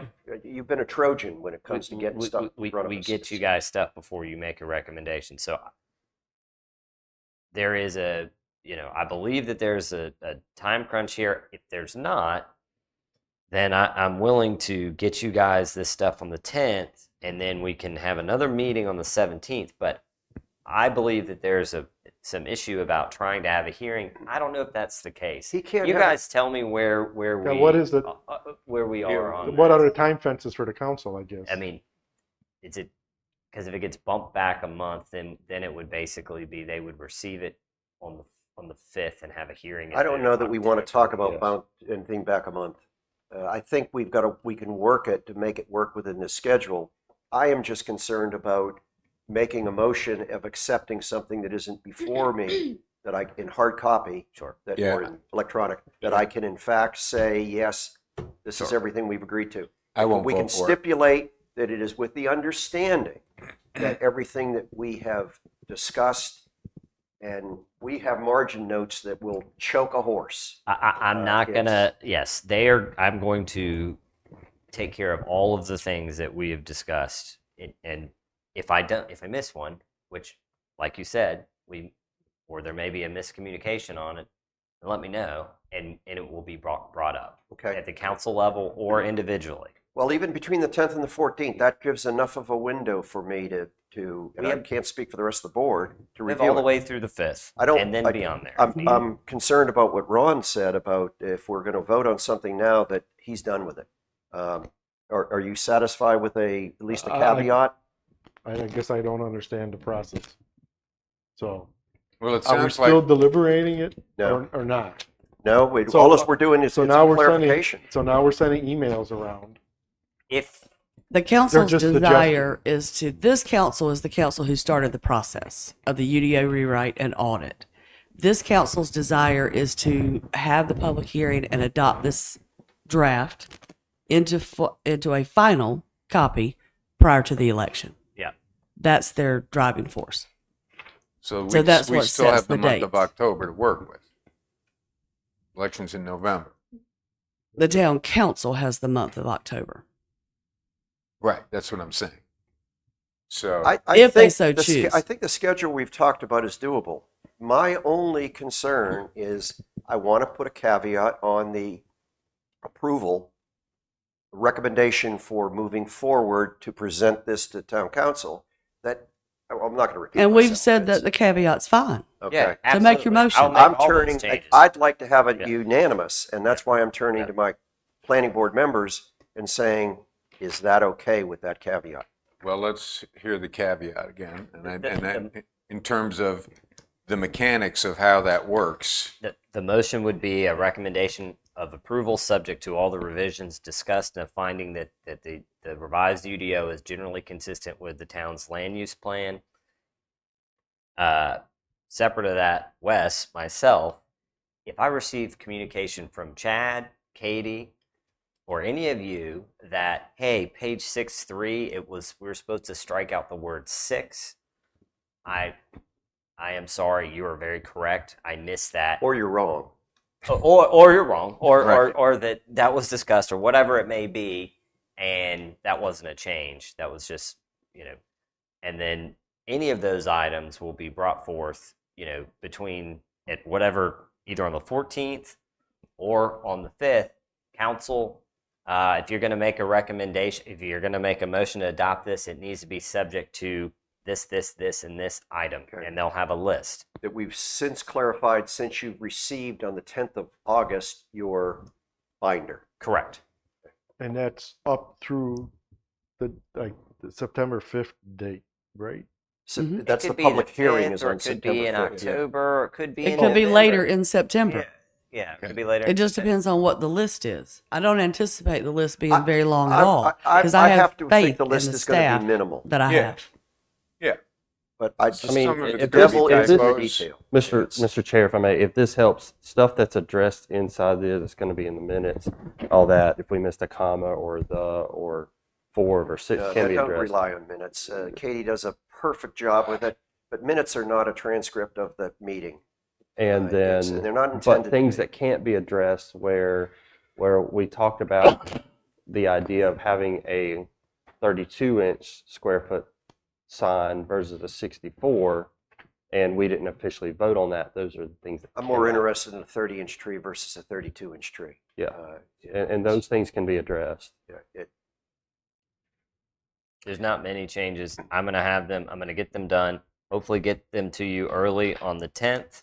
And I have copious notes of my own, just the same as we've been doing this all along. Yeah. And certainly, I've missed some things here and there, but most of them we've gotten. Yes, I I think. agree. Yeah. I agree. Absolutely agree. Okay. All right. I'd like to move forward. I think we're going to get a consensus here.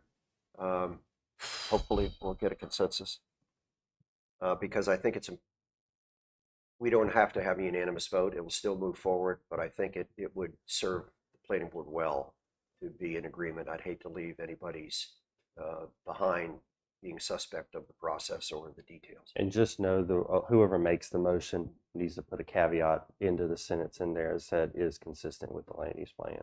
Can we do that in one motion? Yes. Do you want me to reiterate that motion? Would you want to make them? You can't make. I can't make the motion. My job would be so easy. Wouldn't The example motion would be the planning board makes a motion to recommend approval of the draft unified development ordinance and general code modifications subject to any revisions discussed in the past 2 meetings with a finding that all draft modifications are generally consistent with the town's comprehensive plan. I think that's Last close enough. 3 meetings. 3 meetings. But who's counting? I'm counting. What he said. No. Did No. did you get that? I'll go back and listen. I'm making that motion. I'd like to hear a second. Before we have any discussion. But I guess, so that Can- motion clearly says that we have We have not an received. email method of amending the record or suggestions going forward. Did you It's in there. transcribe it, Katie? I will. But you haven't. I mean, I really can't type that fast. Yes. Okay. So, Yes. Could you read it back to us once you've No. gotten it down or no? no. Well, it's not Can going to you be repeat it today. slightly? Yes. Thank you. Motion that the planning board recommends approval of the draft unified development ordinance and general code modifications subject to the revisions discussed during the last 3 meetings and a finding that any of the draft modifications are generally consistent with the town's 2017 comprehensive land use plan. Something about the word generally that I'm comfortable. Well, No. so there's too much in this draft for. I mean, we've made 1,000 changes plus the UDO is not good, or the comp plan The is not comp going to plan- encompass all of them. that is Yeah. It seemed to refer to the specific revision that we wanted to make. Maybe I'm We've kept the comprehensive plan in our minds as we've discussed every article. That's correct. So I'm content with what you just said. Yep. okay. There's a motion and a second Um, on the board. Okay, we have a motion and a second, and We now already we have were one. open for discussion. You already got a motion. and a Yeah. second. Okay. Any discussion? Sybil, anything to add? No. Jerry? Nothing from me. Nope. Okay. Now we'll have a vote. All in favor? Aye. I'd like a roll call. Sybil? Aye. Jerry? Chairman, yes. Aye. Aye. Aye. Aye, unanimous for everyone. So we're going to get this on the 10th. Yes. Thank you, And- Wes. and- yes. All right, as we continue on with our agenda here, Ms. Anglin, thank you very much for your Thank you support on all. this. Thank you all for all your hard work. It has been a brutal battle, and you have fought the fight, and we really appreciate it. And I feel confident that you have created a great document that'll move the town forward. Thank you. Liz. Thanks. Appreciate your Don't go support. anywhere. The last item is item number 7, public comments, and seeing we have no one in the audience. What do you mean? I was going to new go to you business. next. Oh, there's new business. Oh, before I'm public sorry. comment. New business, excuse me. Apologize. New business, regular planning board meeting discussion with Chad. Yeah. So planning staff has had conversations with administration about potentially having the conversation with you. I just want a verbal. I don't need to official. You can do a motion in a second and all that. I don't think. But you don't get to make this final decision. It would be a decision based on this conversation to go to town council to petition them to change this, to move the planning board meetings every month from the first Thursday to the third Thursday. And the reason why that I am asking you of this is that will always put us ahead of a town council meeting. The way that goes is staff cannot schedule the public hearings for the town council. They schedule their own public hearings. So putting the planning board meeting always before the council allows us to immediately after a planning board always them to schedule that public hearing for the following month and not have potentially 60 days in between. So we'll cut down on that. With And I this- can give you some history on that. The planning board has typically always met on the first Thursday. There are a lot of months that the town council is after that. So anything that you've looked at and recommended to the council will be a month later for them actually seeing it for the first time. That's why the second meeting was created, so that if anything was coming to the council, that it could be voted on at that second meeting of the planning board and would make it to their agenda within a week or two. And that's why we call the second meeting. And a that's why regular the second meeting schedule Regular. started from So- the town council. No, with the town us. council So after this for the planning board. Planning board. Yeah. So after this conversation in September, depending on how this conversation goes and what council agrees with or doesn't agree with, we will put on the agenda to cancel whatever that second meeting is a month. We will go back to one planning board meeting a month, whether that is the first Monday the first Thursday or the third Thursday. But I Okay. wanted to have this conversation with y'all and not do it without having this and seeing if y'all are even comfortable with this. Does everybody on the planning board agree that it is not going to be difficult for us to reschedule our meeting instead of the first Thursday of the month, the third Thursday of the month at 9 a.m.? Yeah, I mean, we've already have that as a scheduled meeting. We're just canceling the first meeting. I think Right. that's- You're we just need to doing do- away with the first We meeting. need to do going it forward. officially. Yeah. It's Mhm. okay. I see no problem. I think the straw vote from here is yes, that's fine, even though we don't get a vote, but it's because the town council is going to establish Yeah. our schedule. Is that 100% unanimous Yes, on it is. everybody? Yes. We Okay. went all down the board. Now that we're Ron, done with I'm the sorry, UDO, thought I you- think That's Lisa, fine. are you comfortable with Okay. this? Absolutely. All right, cool. Okay. It's always made more sense to me for the planning board to meet on the third so that they could get things to the council as fast as possible. Okay, Do we thank you. need to cancel tomorrow? Yeah, that's we're going to do public comments. That's not canceled until the council takes action on the 14th to Okay, tomorrow's amend the meeting. annual calendar. Okay, is when we're- that'll But happen. we're going to cancel tomorrow's meeting, the third, which was called. Fourth. Now, do we do that at this point in the meeting, or do we go Mhm. through Yeah. public comments first? You can do it now. Yes, you can do it now. Okay. I'd like to hear a motion that we cancel the meeting that was set up, a special meeting that was set up for the 3rd of August, which is tomorrow. I so where we're going to move. finish up the UDO. You so I move. so move. Sorry, Second. didn't mean to jump the gun. August 4th, I'm sorry, August 4th. Could we have a second to that? Anybody want a second not having a Second, meeting second. tomorrow? Anybody want to have Come a on, wake meeting? up. Second, All in favor? Aye. cancel. The meeting is canceled for tomorrow, the 4th of August. Do we need to do anything with the meeting that would be set up on the 17th of August, or should we leave that for No, now? you'll have to leave that for now. Just know that you won't meet because I don't have anything for you to meet on. Unless something comes out of the town council meeting on the 10th Yeah, that would require us to meet for some reason. yes. Right. Well, I So, think if we find any little so, I squeaks, don't, let that's me when we. rephrase. Ron? I don't so officially, anticipate- we got a meeting on August 17th, and then September 7th, Yes. and then September 21st, unless otherwise advised. Officially, Yes. yes. I'll keep you abreast of all this and making sure you're where you're supposed to be when needed. We have no public comments because we've already gone through that. Item number 8 on today's agenda is adjournment. I'd like to entertain a motion that we adjourn this meeting. I so move. Do we have a second? All in favor? Aye. Aye, aye, aye. Thanks, everybody. Thank you, everybody.